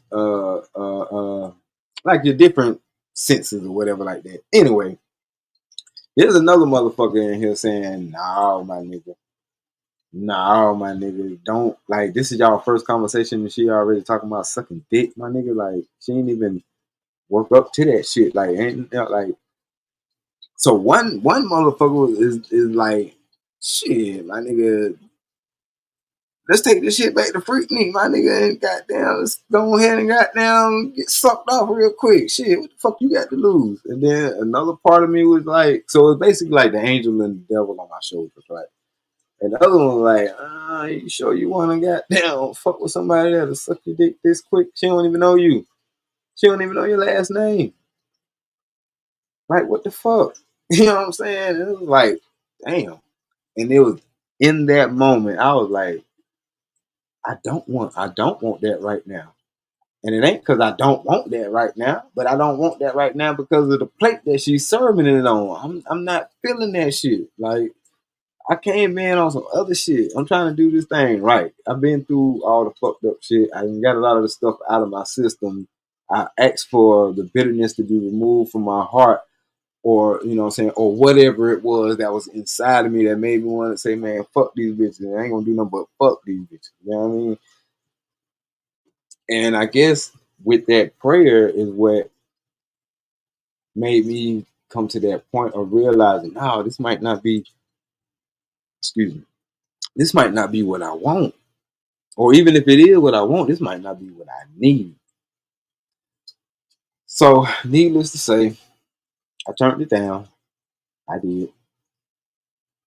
I did. And it was like, part of me wanted to throw a fit, like, nigga. You know what I'm saying? Because after that conversation, I did a little recon and shit. And you know what I'm saying? I was talking to the dude that played the drums at the thing. Because being that the lady played the organ, he played the drum. Like we used to go out and shit a lot. So we used to be able to, kicking and things like that. So I'm asking him because he's been there since he was a little child. So he know the dirt and the tea on everybody. So I was asking her, I was like, hey man, you ever mess with such and such? He was like, man, no, man, I've been trying to get that thing for years, man. She just won't mess with me. But she'll mess with everybody else, but she don't mess with me. Come to find out, he smoked pot. I'm like, oh, okay, that's why she ain't fuck with you. You a pot of head, my nigga. But but when I was asking him, he was like, man, but such and such. A couple of people told me, boy, she got damn, she'll blow your socks off, boy, with that mouth. I was like, God damn it. Something told me, well, I knew. Shit. First of all, ain't no female finna brag on her motherfucking. Ain't no female gonna talk about head and brag about the shit unless she knows she fine. And the way she talked about the shit and the way she brought this shit up, man, I knew this motherfucker here. This is a dick sucking champion. But you know what I'm saying? I was going through what I was going through, man. Prayers a mug. God said, nah, that ain't for you. That ain't for you. And I'm gonna tell you how she proved it too. So I ain't fuck with nobody. No, I'm lying. So in the midst of messing, not messing with this lady, but attaching myself to this lady and going to these different spots, because she didn't just play the organ at that church. That was the main church that she played. Yeah, I did listen to my inner voice. That was the main church that she played at, but she played at a couple of other churches. She was like a substitute musician at some of the other churches. You know what I'm saying? And when she had the substitute, they paid her ass because she had the one drive out there, two it'd be last minute. You know what I'm saying? Like they might call on Friday or Saturday saying that they ain't gonna be able to make it Sunday to play the music, and they church won't have no music. Because I remember going there one time, going to one of them churches one time, and this girl, I mean, this motherfucker, this bitch was bad as fuck. But she had like 7 children. And this shit was a church like in the country, like in the country. You know what I'm saying? Like it's like everybody in that little city, or not even it wasn't even a city. That shit wasn't even big enough to fucking call it no city. It was like a little town. But it's like everybody from there went to this church. Because even when the church wasn't never packed, put it like that. But this bitch down there packed the church up her damn self. So she came in there with about 7 goddamn kids and shit. And I remember that bitch had the nerve to try to holler at me one day. I was like, the audacity, bitch. Like, even though I'm thinking to myself, God damn, 7 kids, but that motherfucker pussy must be out of this universe. How the fuck you get 7 kids? Because trust me, like, niggas stop fucking with you after about 3 or 4. For real. Like, you get ostracized at that point. But, and I know you can fuck with a nigga and have 2 kids here, 3 kids here, 2 kids here, but still, that's a goddamn lot, because, man, it's a lot that come with having 2, 3 kids by a nigga. That means he sat your ass down for 2, 3 years. For real. So anyway, bro, the finest. I'm talking about, bro. And I tell you, this bitch, and she was fine for that town, but she was like, no, you can bring this bitch to the city, and motherfuckers would be like, ooh, hell yeah, what the fuck she come from? She was country thick. You know what I'm saying? But anyway, that bitch hollered at me and I was appalled. But it was other times, you know what I'm saying? Other little bitches shoot they shot and shit like that, knock them off in the back of the church. You bitches be ready to leave church to get some dick. I be like, well, I came over here with her. I can't be, you know what I'm saying? I can't miss my ride and shit. Oh shit, nah, you ain't got to miss your ride to come back in and get sucked up real quick. Crazy, man. But anyway, so I'm at this church and I haven't grown up in church. Let me put that out there. Disclaimer. I didn't grow up in church. I never went to church. I grew up in Jehovah's Witness. So churches and shit, I didn't rock with them because it was a whole different vibe. I didn't even know, because it's a certain etiquette you got to have.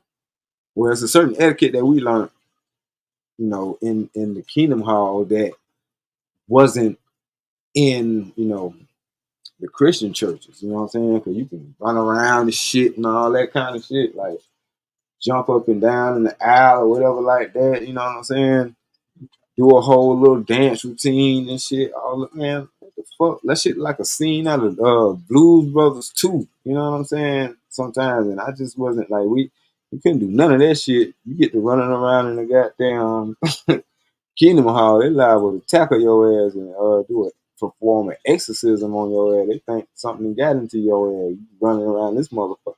But so it was different, and I ain't never, you know what I'm saying? Because how are you raised up? That's basically the way you gonna go. So anyway, the church didn't grow on me like that just by me going there with, you know what I'm saying, with this lady and shit. It wasn't until we went to a funeral at another church and she had to play the music. You know what I'm saying? She was like, "I'm substitute," and she was like, "And it's gonna be good because the pastor from our church is gonna be presiding over this ceremony." You know, they asked him to preside over the ceremony instead of the pastor that's actually at this church. So after the whole services was over and stuff, the pastor, you know what I'm saying, which was a guest pastor, but he was the pastor at the church that we was attending. You know, he was outside greeting everybody as they left. And when I came up with her, you know what I'm saying, he spoke to her and then he spoke to me and he said, you know what I'm saying, he said my name and he remembered my name. And I'm like, wait a minute, nigga, like, this motherfucker was packed. And we probably like probably like damn near towards the end because we had to pack up shit, you know what I'm saying, keyboards and shit like that. So we damn near the last ones coming out. And he done greeted these folks and I'm listening to him like he remember these folks' name. I'm like, this is a pastor right here. Like this ain't he ain't just fucking around. But I'm thinking this to myself. Of course I ain't saying this out loud. I'm still in the church. But I'm like, he paying attention to like motherfuckers and shit like that. You know what I'm saying? I'm like, damn, that's pretty dope. But he ain't gonna know who the fuck I am. Guarantee he ain't gonna know who I am. Shit. That nigga Mr. Stanley. How are you today, sir?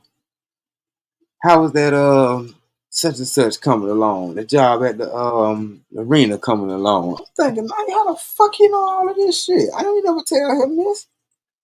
Like this nigga might know God for real, cuz. So needless to say, I felt good about that shit. And I'm like, damn, we leaving a funeral. Like, I ain't know this motherfucker that died, but still, you know, funerals just had that way of making you feel a certain kind of way.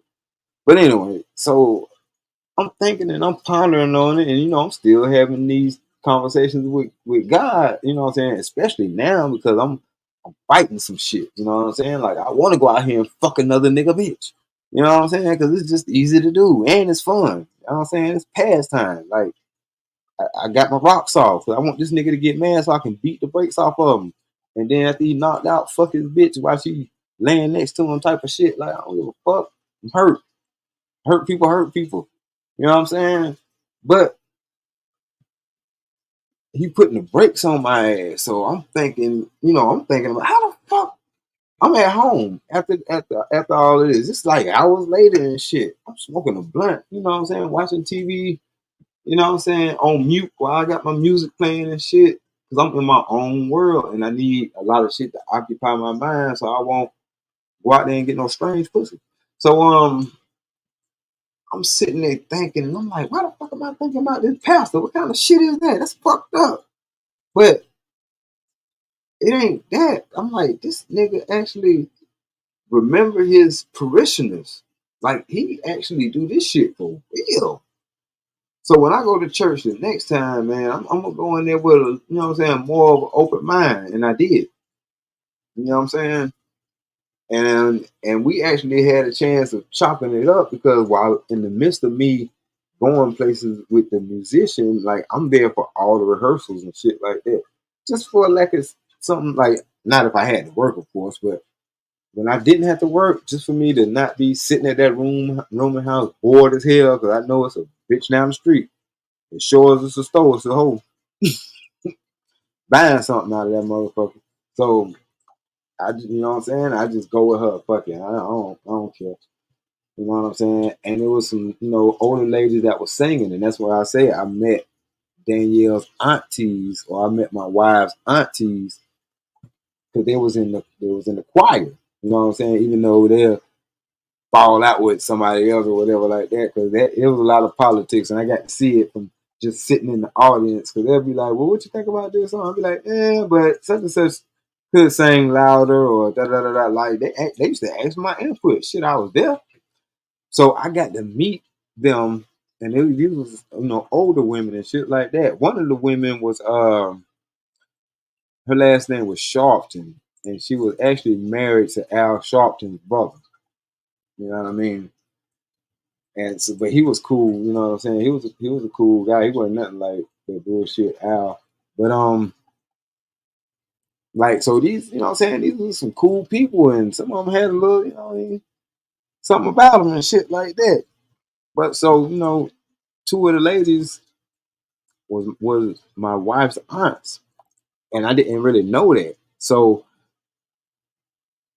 I'm at this church or whatever like that, and we conversated. So they kind of they kind of trying to feel me out because, like I said, I'm new. Everybody's trying to feel me out. Like I'm a fresh face. I came out of nowhere, and me being the age that I was, I carried myself better than all the other niggas in there to the point where I had old niggas like, you know what I mean? Because matter of fact, the lady and shit, she was buying me suits. I mean, even though I was working and shit like that. But she was buying me suits because she had a spot where they had like $100 suits and shit like that, and she had a tailor. So I got tailor made suits on and shit like that. You know what I'm saying? So I was like I said, out of prison, trying to just get myself back together mentally, physically, intellectually. You know what I'm saying? Spiritually, and all that. Just trying to piece myself back together because that divorce, I'm broken. You know what I'm saying? I'm without my family, et cetera, et cetera, et cetera. So I'm like, I think the next step, since I actually like this pastor, man. He's he know his shit. Like he don't just see us as somebody to pass the damn donation plate to every fucking Sunday. Like he really give a fuck. Or at least the vibe. That's the vibe that I got from him because he didn't have to know me from a fucking can of paint. He didn't, and that the first conversation we had was somewhere in fuck else, not at his church. Like I was like, wow. So I'm like, you know what? Something is urging me to actually join the church and like listen to God for real. And that's what I did. You know what I'm saying? I made it up in my mind to do that shit. And I let her know about it. And she was like, she was going to talk to the pastor or whatever like that. And I told him I didn't want to get baptized yet. But I did. But I think I told him I was already baptized. That's what I told him. So they was like, you know what I'm saying, you can participate in the next communion, and they had did this whole little thing or whatever. I don't know. Like I said, I ain't never been to church before, so I don't know what the fuck it was. But anyway, so as I'm standing up there, you know what I'm saying, taking my communion for the first time, like we all lined up in front of in front of the members of the church. I'm standing there and I'm in the service. Well, not at this time, but from the service. So I'm trying not. I'm concentrating on not locking my legs. You know what I'm saying? And I was nervous. Like the fact that I'm doing this shit on camera in front of the world is like shocking because I ain't never used to like to be in front of nobody. So it's like a double thing. Like I'm standing in front of all these people. I'm glad I do at least know some of them. You know what I'm saying? But damn, I'm nervous as hell. You know what I'm saying? I ain't never did this. Try to, you know what I'm saying, be a part of no church and all that stuff. And in the midst of me going through that, I'm glancing over the crowd, and one person just sticks out in particular. And I was like, damn, I ain't never seen her here before. And she kind of just had this halo around her. You know what I'm saying? Not just a halo on her head, but she just kind of was like highlighted. And I was like, damn, but I ain't really think nothing of it because she locked eyes with me and then she smiled. And when she smiled, it's like the sun it's like the sky opened up when she smiled. And I guess that's why it looked to me like she had a halo. Come to find out, that was really God speaking to me. That was really God actually giving me the ability. to recognize what I needed because I didn't got a lot of that bullshit out of my heart and out of my system, and I was at a point to where I wanted to do right. So after it was over with, you know what I'm saying? And when we was, because after that, they was like, well, y'all go. And since y'all are now members of this church, 'cause that was what it was, we were becoming members of that church. So they said go out and fellowship and, you know what I'm saying, with the other members. So it's basically a hugging session. I'm cool with that. So I'm hugging everybody. It's like going to the club and they can say you can dance with all the females, even though that's like an unwritten rule. But like you can dance with all the females. Like usually you couldn't touch them or whatever the case may be, but for these couple of seconds, welcome to the membership. You get to hug all the females. So that's what I did. But it wasn't. I didn't even hug all the females. I started to. I was like, oh, I get to just, you know what I'm saying? And I did. I ain't gonna lie. I did. I did. I did take advantage of it. I'm like this, because when you at church, and I know ain't nobody gonna admit it, but I'm the fucking truth for a reason. I just say it for y'all. But if you in church, y'all know these ladies be stacked, looking good as hell in these motherfucking church outfits, these church dresses, goddamn well. Like, ooh, this motherfucker here, nice. You know what I'm saying? So when you stand up to sing the songs and shit like that, you really get to see how motherfuckers look. And I'm like, God damn, I seen some motherfuckers that was like built like, oh, I can't wait to, put this hug on a bitch. Cause I get your bitch just by hugging her. You know what I'm saying? Don't play with me. I got a tight hug. I don't give them little grandma hug, pats on the back type of shit. No, I'll grab your ass up with one arm like this. You know what I'm saying? What's up? But anyway, I wasn't even on that shit. Like I did that shit like with two chicks that I really wanted to see. I want to see how they felt, to be honest with you. But after that, I seen I seen the chick that was highlighted, which is my current wife, of course. But I seen the chick that was highlighted, and I started moving through the crowd. But some of the older women who I was introduced to by the other older women who I was coming to the church with, they wanted their hugs. They wanted to, introduce me to or congratulate me for joining the church and things like that. And I distinctly remember, and I feel bad to this day. This one lady, you know what I'm saying? She was a short, older lady and stuff like that, but she still got around good. But she was about 90. But she still, you know what I'm saying, can walk and shit. And I remember I almost missed my chance to get my hug from my girl. You know what I'm saying? My future girl. And I remember just curving her ass. Like I think I stiffed on her. You know what I'm saying? And went and cut my girl off. Like, hey, like where like where you going? She was like, congratulations. I see you. You chose to be with our church. Like she was so standoffish. Like I'm trying to get a hug from her, but she was like, "Oh, hold on, nigga. Like I'm happy for you and shit, but you don't know me like that." You know what I'm saying? And even I was like, "Damn." But then, I wanted to be like, "Well," but it was like, "Nah, nope." Like that's a good thing because I mean, shit, she don't know you. You know what I'm saying? Think about it. You just got a hug from how fast or slow do you like your dick suck? You know what I'm saying? And a couple of other bitches, you know what I mean? Like they didn't give a fuck. You know what I'm saying? But well, thanks for coming back, Jill. But her who I really wanted a hug from, she was like, nah, I don't just hug everybody. As a matter of fact, she stopped me and then did the little soft handshake and shit. I was like, oh shit, oh okay, well. And I'm thinking, you know what I'm saying, she ain't fuck with me, but you know what I'm saying, like the next time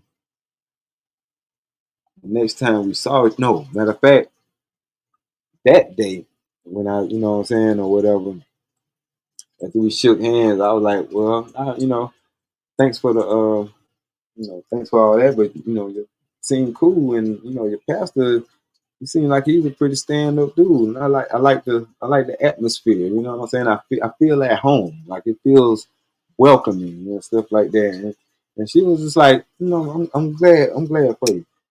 And I was like, I don't mean to be disrespectful or anything, but you look like you might have somebody, so I'm just gonna say this and get on out of your way. But I wanted to say I think that you're a very beautiful young woman. And she was like, "Oh, thank you, but no, I don't have anybody at the moment, but I appreciate it. I'm not looking for anybody at the moment either. So you know what I mean." I was like, "Damn, it's always them motherfuckers." I was like, I ain't think nothing of it. I was like, well, at least you told her, you know what I'm saying? Because I am a firm believer of that. Like I said, I used to shoot my shot. I didn't give a fuck because I wanted it. Because it got to a point where I was like, and it became one of my lines. I was like, look, I may not ever see you again in life, but I've seen you, and I think that you're a very beautiful woman, and I feel a certain kind of way if I never see you again. But I also don't take this opportunity to tell you that. Because you never know, like some people might need to hear that. You know what I mean? Like, and that also became one of my lines. I don't know whether anybody told you today or not, but you're a gorgeous young woman, or you're a gorgeous lady. Like, I got 1,000 lines, cause I'm a bad motherfucker. But yeah, it was on some shit like that. Like I just wanted to tell you, you know what I'm saying. I think that you're very attractive. You know what I'm saying. But let me get out of here for your boyfriend try to bust my head. I wouldn't blame him. You know what I'm saying? And he wouldn't win either. But, I ain't, it's church, so I ain't trying to start nothing. I just wanted to say that. And I walked off. So come to find out, you know what I'm saying? She was talking to her aunts and stuff about me. You know what I'm saying? Like I was a topic. I ain't found out till later on, but I was a topic of one of their little, you know what I'm saying? They little family functions and stuff. Like Danielle might have met her a cool boyfriend at church and shit like that or whatever. And her aunties was like, "Well, yeah, he come to the church with the musician, so we'll find out more about him because we seen him around. We seen him at the church. And he seems like a pretty decent, you know what I'm saying, young man and stuff like that. I see him out there talking to Grady and you know what I'm saying the other couple of folks. So make a long story short, y'all, or make a long ass story a little bit shorter. Some of these people who I was talking to were her family members.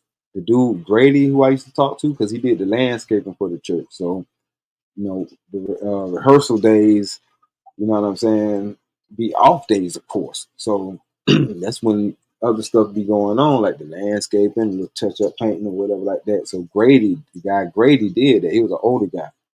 Come to find out, he was a friend of my future woman's family. That was actually her godfather.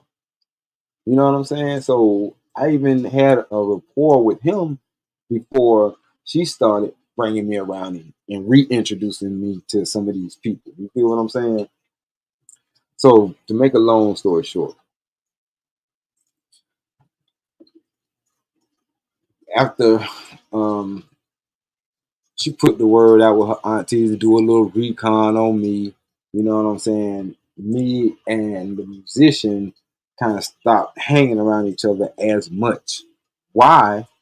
Because the musician, rest her soul, she was battling hard drug addiction. Let's put it like that. She was battling a hard drug addiction. And I remember her alluding to the fact that part of me and her hanging out, because that's what we really did. We hung out. Like we went places, you know what I'm saying, in and out of town. And you know what I'm saying, we actually hung out because she was going through something that didn't nobody really know about. And it was that hard drug thing. Well, people at the church know about it. I didn't know about it. I don't know whether y'all can hear me or not, but I'm gonna still rock out. But it was, something that she was going through, and I, even though, during my time when I was down after, my divorce and stuff, and I was like trying to get on my feet up until I found this rooming house. I was saying I was messing with this lady in a previous live. I was telling you I was messing with this lady, and I found out that she was doing hard drugs. Like I've never messed with nobody who did hard drugs, like ever up until this point in my life. And I was like that made me question myself. Like I like with all the women out here, you ain't got to settle for no motherfucker that do no hard ass drugs. Like these motherfuckers is crazy. Like you grew up in the era where you seen people on hard drugs, and that wasn't a good look. So I damn sure wasn't like you know what I mean. So we kind of started distancing ourselves because actually the drummer, R.I.P. to him too. You know what I'm saying? He passed away of something. I don't think we ever found out what it was. But because he had an illness too, but like I said, he was also a powderhead, which didn't help. But them two, like it was the moment during this time she had went on a binge, and if any of y'all know what a binge is, that's when the motherfuckers get missing. Like she missed church like 2 weekends in a row before people started like worrying about her, or whatever like that. Nobody could find her, none of that shit. And she stayed across the hall from me, but she was never home. We didn't know whether she was dead or alive or anything like that, but you know what I'm saying? She was just on one of her little binges. So, like I said, this put a wedge in between our friendship, okay? And so by the time she came back, because I kept going to the church though, you know what I'm saying? And when they seen me but didn't see her at first, they thought I might have done something to her, but I'm like, nah, I'm still coming to church because I fuck with the church. But no, you know what I'm saying? And the drummer was still conversating with him, and he'll show up to the church, nose running and all that shit. And he finally broke down and let everybody know that she all right. She's just going through some things right now. She's not feeling well. She's sick. She was somewhere laid up in the damn hotel room, smoking as much of that as she could hold. You know what I'm saying? Wasting herself away. But anyway, so during this time, me and my future is trying to, we trying to figure out about each other, but we ain't really pushing up on each other. I don't know if that makes any sense at all, but this is a man meeting a woman. I knowing that my divorce ain't final yet, so I really can't push up. And she don't really know me and don't have nobody who can say they know me. So she was kind of, standoffish on her end too. So, you know what I'm saying? We weren't even really, kicking it like that. We would sit together in church, but that was as far as it went. You know what I'm saying? And I would use, and this is, I still don't look back at it now and think it was some lame shit to do, but it took me back to my earlier childhood when I went above and beyond to spend some time with a woman. So knowing that we couldn't do nothing or whatever, or we wasn't doing anything, I would walk to this church where I used to get a ride from the lady, but I would walk to this church just to sit down with her and spend that time with her during church. Even though I was supposed to be there really to listen to the pastor and learn more about God. Nah, the highlight of that shit was being able to sit next to her. You know what I'm saying? And when the old girl came back, I remember sitting out in the parking lot. And I remember sitting out in the parking lot with my future, and we were just chatting and stuff. And she came over there, and she was like, um, "Y'all make a good couple, and I think that you should." How she put it? Because I don't want to mess this up. But basically, to make a long story short, she put the girl on me. I'm still like me and her still kind of standoffish, and she trying to figure out what's going on because like in their mind they thinking that me and her got to be doing something more than just hanging out or whatever like that.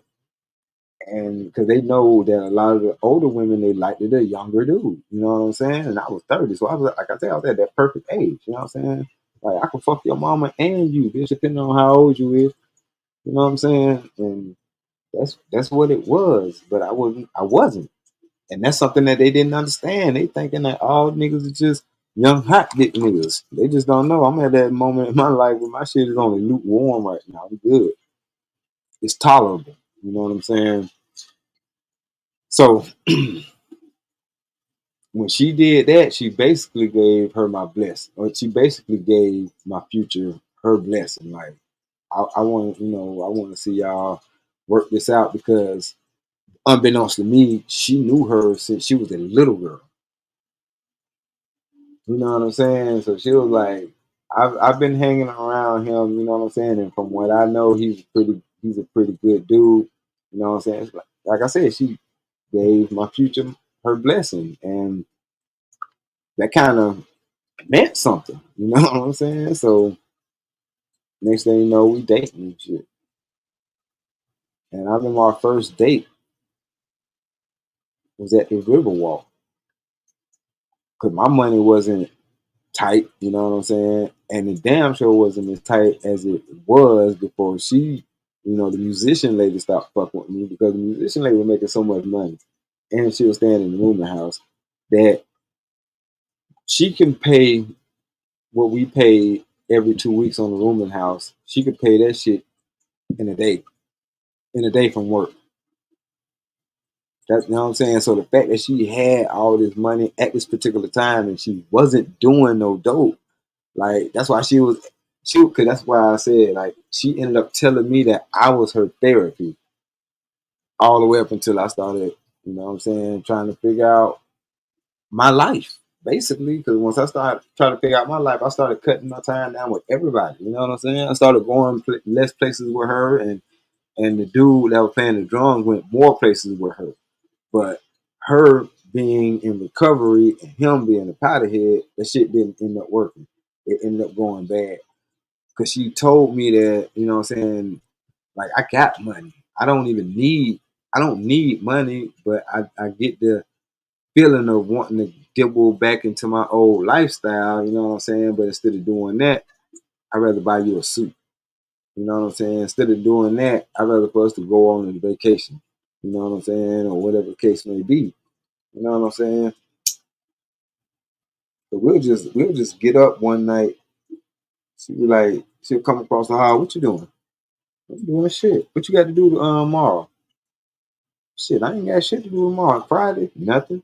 Cause we ain't got nothing going on until like Monday or Tuesday. He said he might call me in for a couple of hours. Oh, okay. So you free this weekend? Well, we leaving out early in the morning. We're gonna take us a trip. All you need to do is bring yourself type of shit. Like, you know what I mean? So that's the kind of friendship that we had or whatever like that. But man, I threw all that shit away to try to, and plus she always kept money in my pocket and shit, but she didn't need it. You know what I'm saying? Like every now and then, like I might just wake up and it's an envelope under my door. And I open up the envelope and she'll be like from her lunch money, you know what I'm saying? And a smiley face or some shit like that.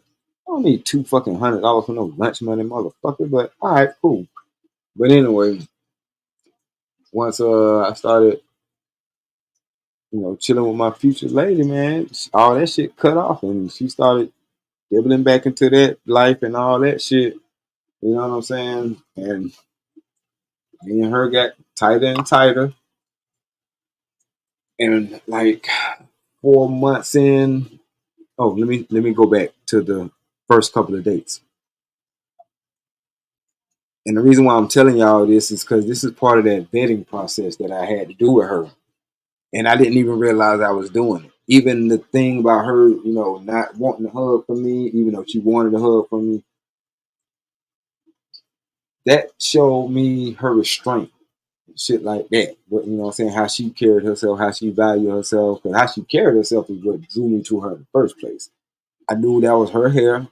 She ain't had no makeup on. She had some lipstick on, but it wasn't even like lipstick. It was like a lip gloss with speckles in it. I mean, the glitter shit in it or whatever. Um, she ain't wasn't none of that shit. No eyeshadow, none of that shit. You know what I'm saying? And she wore earrings, but it was like it wasn't no big ass hoop earrings or no. You know what I'm saying? Don't knock her type earring. It was just like it was subtle. Like her whole look was subtle. She was a social worker though, so she dressed like a social worker, business suits. You know what I'm saying? Type of shit. So but her suits with church was more churchy, more dressy, or whatever like that. So she carried herself like she was older than what she was. I thought she might have been like my age, not how she looked, but how she carried herself. You know what I'm saying? Like, cause Malika Andrews, I don't know how old she is, but it's her the way it's her mentality that makes her fucking unqualified in my opinion. But just looking at her, I wouldn't know her age. You know what I'm saying? Like off the bat, I wouldn't know her age. Like, but she is attractive. You know what I'm saying? So this is the type of situation. So, you know, that's all it was. She was attractive, and I just seen she had certain things. So when it came to our first date, like I said, my money tight and shit like that, and I'm getting hours at my job because at this time I'm still part time at this particular job. So you got your hours and you can get them, type of shit. And so I'm thinking, damn, I hope this motherfucker don't want her first date to be at some goddamn expensive ass bullshit. You know what I'm saying? But I asked her anyway. You know what I'm saying? I'm like, so what would you like to eat? You know what I'm saying? What would you like for us to go for our first date? And she was like, well, I don't want to spend a whole lot of money to eat. And I don't want you to spend a whole lot of money to eat either because, I mean, I know you work part time up there at the arena. So, y'all, we ain't got to do all of that. How about, she was like, how about a picnic or something like that at the Riverwalk? Like, what the fuck? People still do that? I was like, wow. And so, you know what I'm saying? That showed me that, where she was mentally. And I was like, damn, that's okay. So she was like, yeah, I'll make the sandwiches and things like that. And hopefully, it's something that you like. And so I was like, so what can I bring? She was like, just bring some, you can just bring the drinks. And I was like, so what kind of drinks? Like, what you want? I don't know what you drink. I don't want to bring something and then you don't drink. She was like, no, I'm simple. You can just get a couple of bottles of water. I was like, damn, this motherfucker here is like really fucking like she's she's simple. And so we did that for our first date and I was like, wow. I always I always thought some shit like this would be lame, going to the park and shit for a date or whatever like that. Man, we had fun. We actually, talking about people, joning people, you know what I'm saying, shit like that. Like, what this motherfucker like? Why this fat motherfucker walking? This motherfucker need to be running. So we actually got to be with each other in a neutral element where we can both let our hair down, and we actually started, liking each other. And we was out there for like 3 or 4 hours or some shit like that. Probably longer than that. You know what I'm saying? Like probably like 4 or 5 hours. Like we kind of let the time get away from us and shit. And this is how I know that I'm really feeling somebody. If I'm with somebody and I'm enjoying the conversation, I'll cut my phone off. I'm not gonna do that shit in my pocket. I will cut that motherfucker off. They'll be thinking that, oh, ain't nobody calling you or nothing like that. Yeah, ain't nobody calling me. Don't nobody be thinking about me. Phone. No one up in my pocket. But no, because I want your undivided attention, and I want you to know that you got my undivided attention. You know what I'm saying? So I'm vibing with her. You know what I'm saying? And I remember we were walking, and I reached for her hand, and I'm expecting for her to pull it back, but she didn't.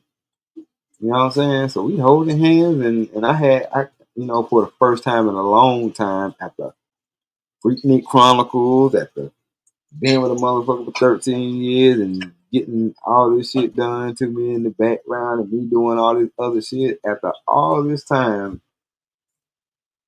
I feel butterflies for the very fucking first time. You know what I'm saying? Like I kind of felt butterflies when I met her in church too.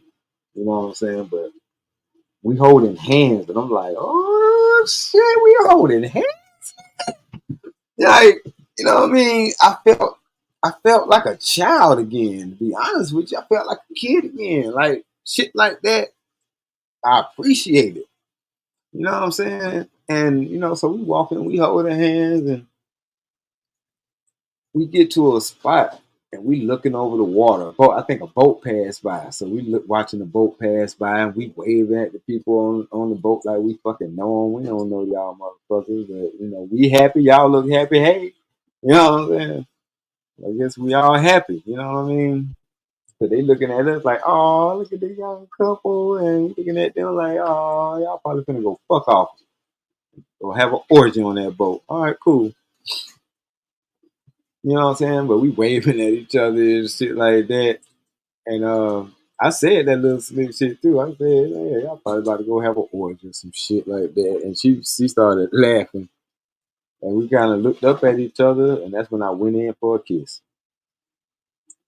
I got her laughing and shit now. Uh-oh. Jaws, I got to sneak up like a shark. So I go in, but then I'm like, nah, I want to sneak up on them and kiss her. You know what I'm saying? So I stopped. We just kind of locked eyes. And I wanted to see if she was gonna, you know what I'm saying, lean in too. And we kissed. And I'm like, damn, I ain't kissed a motherfucker in a long time. Put my lips on y'all motherfucking nasty bitches. Hell no. But for the first time in a long time, I kissed and it felt like, you know what I'm saying, it felt like magic and shit. You know what I'm saying? With the fireworks going off in the background. You know what I'm saying? Because the first kiss was, you know what I'm saying, it was a little longer than the pet, not quite a French kiss, but you know what I'm saying, like we kind of tasted each other's spit a little bit. But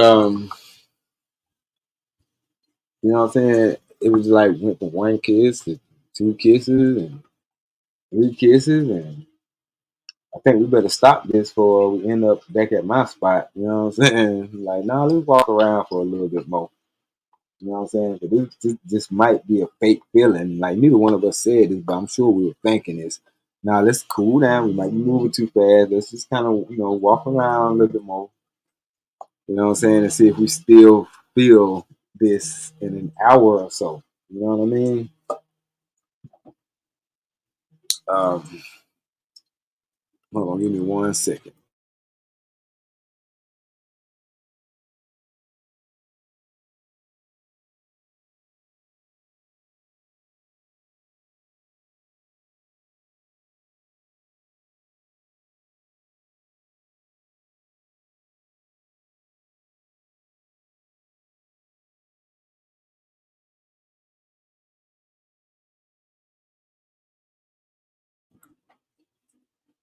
So after we walk around, you know what I'm saying, for about another hour and a half and stuff, temperature didn't change and things like that. So, you know what I'm saying? You're like, let's go ahead and wrap this up. But, we had a good day. We had a good date. Shit like that. You know what I'm saying? I'm like, damn, we probably was moving a little bit too fast. And I'm thinking, I hope I ain't, mess this up or whatever like that. So, and I ain't had no car at the time either. You know what I'm saying? Like, I ain't had shit but a room, a house, and a job. So she drove me back around there to the house, which wasn't that far from, you know what I'm saying, where we was, Riverwalk Park. And she was like, well, I'm gonna go home, check on my mom, make sure she's good, and you know what I'm saying, stuff like that. And she was like, if you ain't doing nothing later on, then I'll give you a call. I'm like, you'll give me a call. Shit, if you ain't doing nothing later on, you feel like coming back out? She was like, I don't mind. So she had came on back out. And we kicked it again, you know what I'm saying? We just sat there and talked. shit like that. I ain't even try to, push up on her with more kisses and shit like that. Cause my mama always told me, you can kiss me, you can fuck. I ain't know. You know what I'm saying? I ain't never disbelieve her, put it to you like that. But you know what I mean? She came up to the room and she chilled, and I was just loving the fact that she was comfortable in this room. You know what I'm saying? Or she was comfortable with me living at this rooming house. You know what I'm saying? Like she didn't judge me or whatever like that. And I'm like, I guess she probably, I don't know. I can't speak for her, but at the time she was staying with her mom, but she didn't have to stay with her mom. She was staying with her mom because she was taking care of her mom. You know what I'm saying? And shit, so she didn't have to, but at the same time, it was her home too. So she was like, shit. And her mom was the type that shit. She never said that she had to move. So anyway, I say all this to say that we have to be in the right place of mind in our spirits, in our hearts, you know what I'm saying, mentally, in order for us to even recognize when that person that we should spend the rest of our life with is in front of us. You know what I'm saying? Because all the shit that I was doing in the meantime, I could have missed her. You know what I mean? Like I see how certain things led me up to even going to that church that day, or even keep going to that church to the point where I met the pastor at another church. Cause like all of that had a lot to do with me even getting to that point and seeing her for who she was. You know what I'm saying? And like I said, the other bitch was immature because I got serious in the church, and being that me and her was kind of kicking it, you know what I'm saying? We ended up signing up for some kind of class that they had. It was like it was almost like a Bible study class, but they broke it down by age groups. And I was in the class with her. Yeah, I'm like, oh, and I'm now that I think about it, like, why the fuck do they have all this? I guess it was like a under 33 years old or something like that to like under 33 down to probably like fucking 24, 25 or some shit like that group that was, in this particular class or whatever. Because like I said, being that I was a member, we were all members. They was trying to see what kind of ministry they were going to put us in and things like that. And we also had, take Bible study classes. But we in this Bible study class, and me and my future was sitting closer to the front where the teacher was teaching, and how you want your dick sucked was sitting behind us and shit, and they saying all kind of little slick shit. She had a little group of girls and shit or whatever like that, and they was saying all little slick shit and all that back then. And I'm thinking to myself, see, nigga, see how you dodged the bullet. Cause look how this bitch acting. You ain't even fucked with the bitch. Imagine if you would have fucked this bitch. Let alone imagine you would let her suck your dick in the truck. Like, my nigga, you would have been going through all kind of fucking hell and all kind of headaches and shit right about motherfucking now. Cause you ain't even fuck this bitch and she back here talking shit. They acting like they want to fight this girl and shit like that. Like shit. And my future was saying, I wish these bitches would. Like she had my vibe to her. Like I beat all these bitches up at the same time type of shit. Like I'm not gonna stoop to these hoes level. Like these hoes really want to do something, then let's go outside type of shit. And I was like, whoa, this motherfucker here don't play. I like this shit. And I was like, little do you know, you ain't have to fight these bitches out. I said, I would never let them chicks jump on you. Straight up. Yeah, nah. But anyway, but you know what I'm saying, ain't shit happened. It just showed me how immature, not just her, but the other little bitches were. Because the other little bitches was shooting their shot too around the same time she was trying to shoot her shot. But she was the ringleader of the nothing bitches. You know what I'm saying? She was the ringleader of the hoes. So if I was gonna fuck with anybody, it would have been the ringleader anyway. So like I'm like, y'all little bitches shooting y'all shot. Nah, where y'all master at? The fuck? Let me show y'all that damn and how I can get her under my wing. But you know what I'm saying? I wasn't no longer on demon time. Cause she would have been perfect for a nigga on demon time. How you like your dick up? Anyway, like I said, it showed that, they showed their maturity, and I learned. I'm like, yeah, man, I must be doing all right. I picked the right chick, and when that hit me in my spirit, I put my arm around her, and I felt proud as hell. Hell yeah, let these monkey bitches back here talk shit. You know what I'm saying? And shit like that. So after a couple of, being invited to a couple of family functions and things like that. No, it wasn't even after that. When I ended up going back to, and I'm gonna wrap this shit up. I know I've been talking to y'all for a minute, but when I had, when we ended up getting close 4 months into our relationship, I ended up going to jail under probation violation.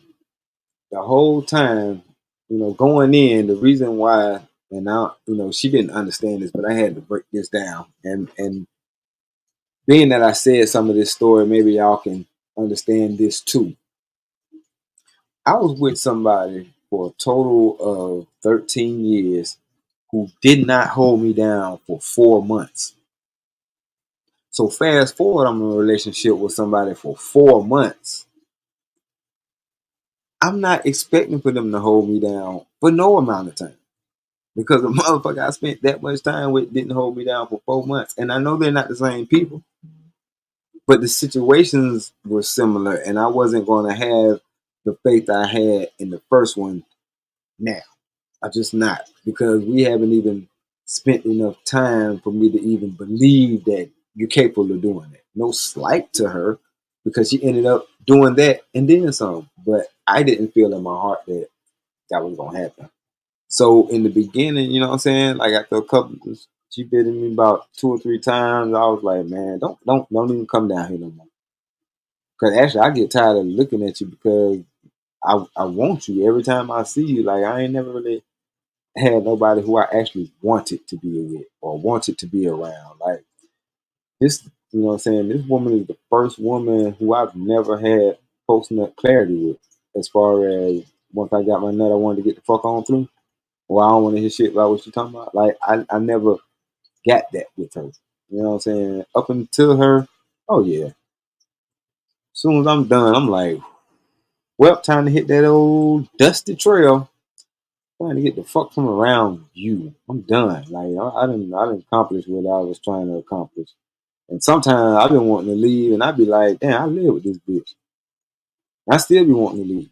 You know what I'm saying? But I've never had that with her. You know what I'm saying? Like me and her, we didn't had a bad spot, you know what I mean, early on in our relationship.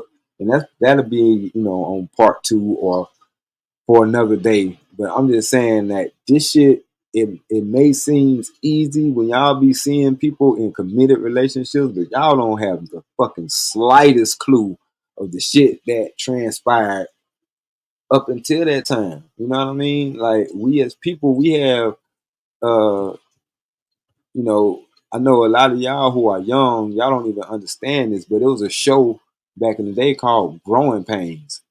Fuck the show. You know what I'm saying? Growing pains is a real thing. We grow up, sometimes we grow apart, sometimes we grow together. You know what I'm saying? But it's growing pains. It's a pain to grow up sometimes. You know what I'm saying? It's not easy. We be going through a lot of shit, good, bad, and indifferent. You know what I'm saying? And I look back at y'all when I be watching some of these videos and seeing like the little shit that y'all leave for, and you know what I'm saying? It's like, wow, like y'all motherfuckers ain't, the reason why you ain't getting nowhere because you ain't trying. Like you can't just, you can. I ain't gonna say you can't do shit, but if you want to have anything, you got to work through some things. You know what I'm saying? Everything ain't gonna be perfect because you ain't no perfect motherfucker, and the person that you met ain't perfect either. So how the fuck you gonna expect a perfect relationship out of two imperfect people? You know what I mean? That shit is gonna be imperfect, but you're gonna have to appreciate it for its imperfection, in my honest opinion. You know what I'm saying? And as you become one, you know what I'm saying, it's things that y'all gonna shave, and it's not really a compromise. It's just shit you understand that if you really want this person to be in your life and they don't really fuck with this, then you gotta make a choice. That's all.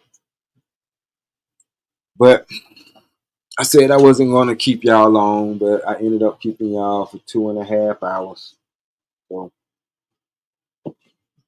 sue me.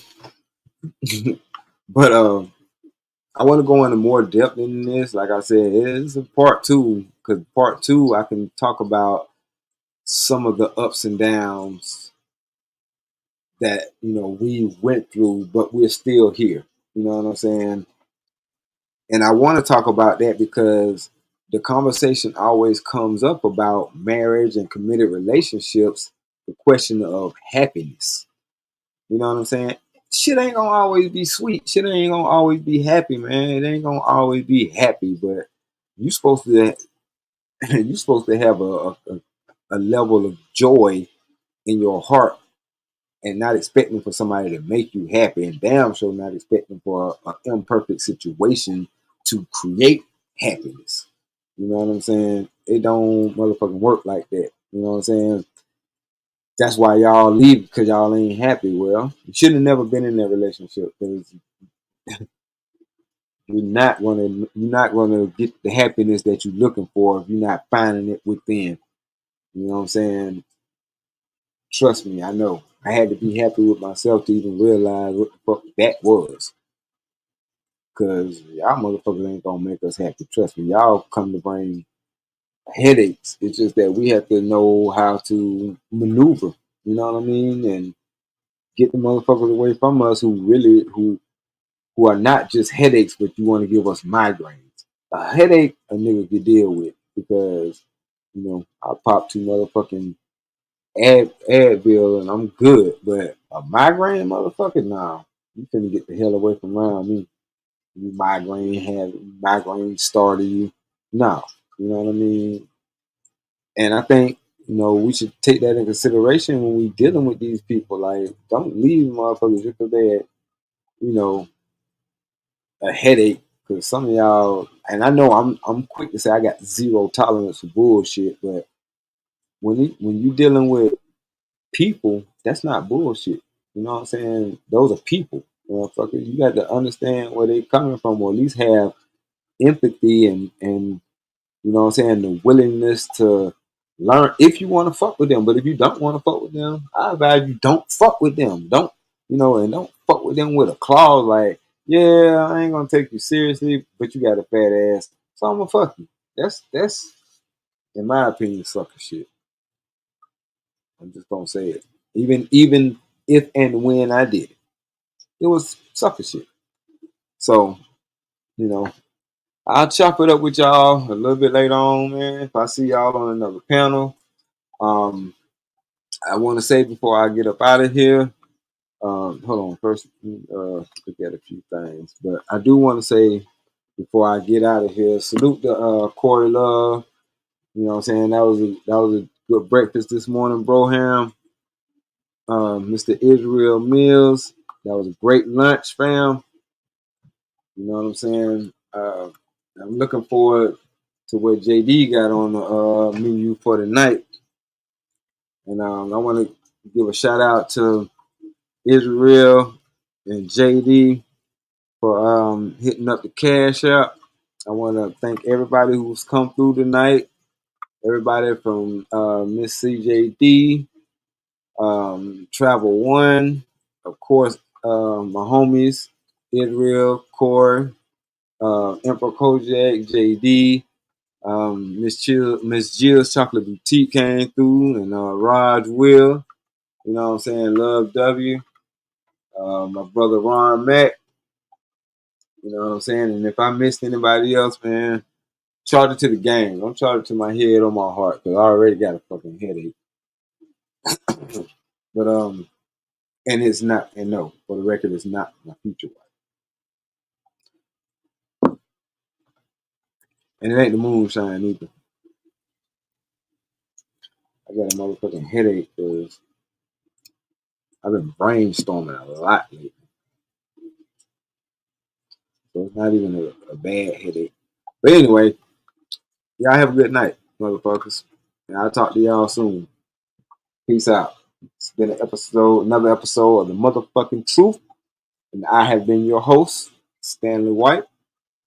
And any of y'all bitches that got caught up in the crossfire or any of y'all who was unfortunate enough to meet me while I was on demon time, do better. Do better. Stop giving your pussy to niggas like me. Do better. Especially if you already know you got a boyfriend. Don't fuck with a nigga like me. Okay? Good night.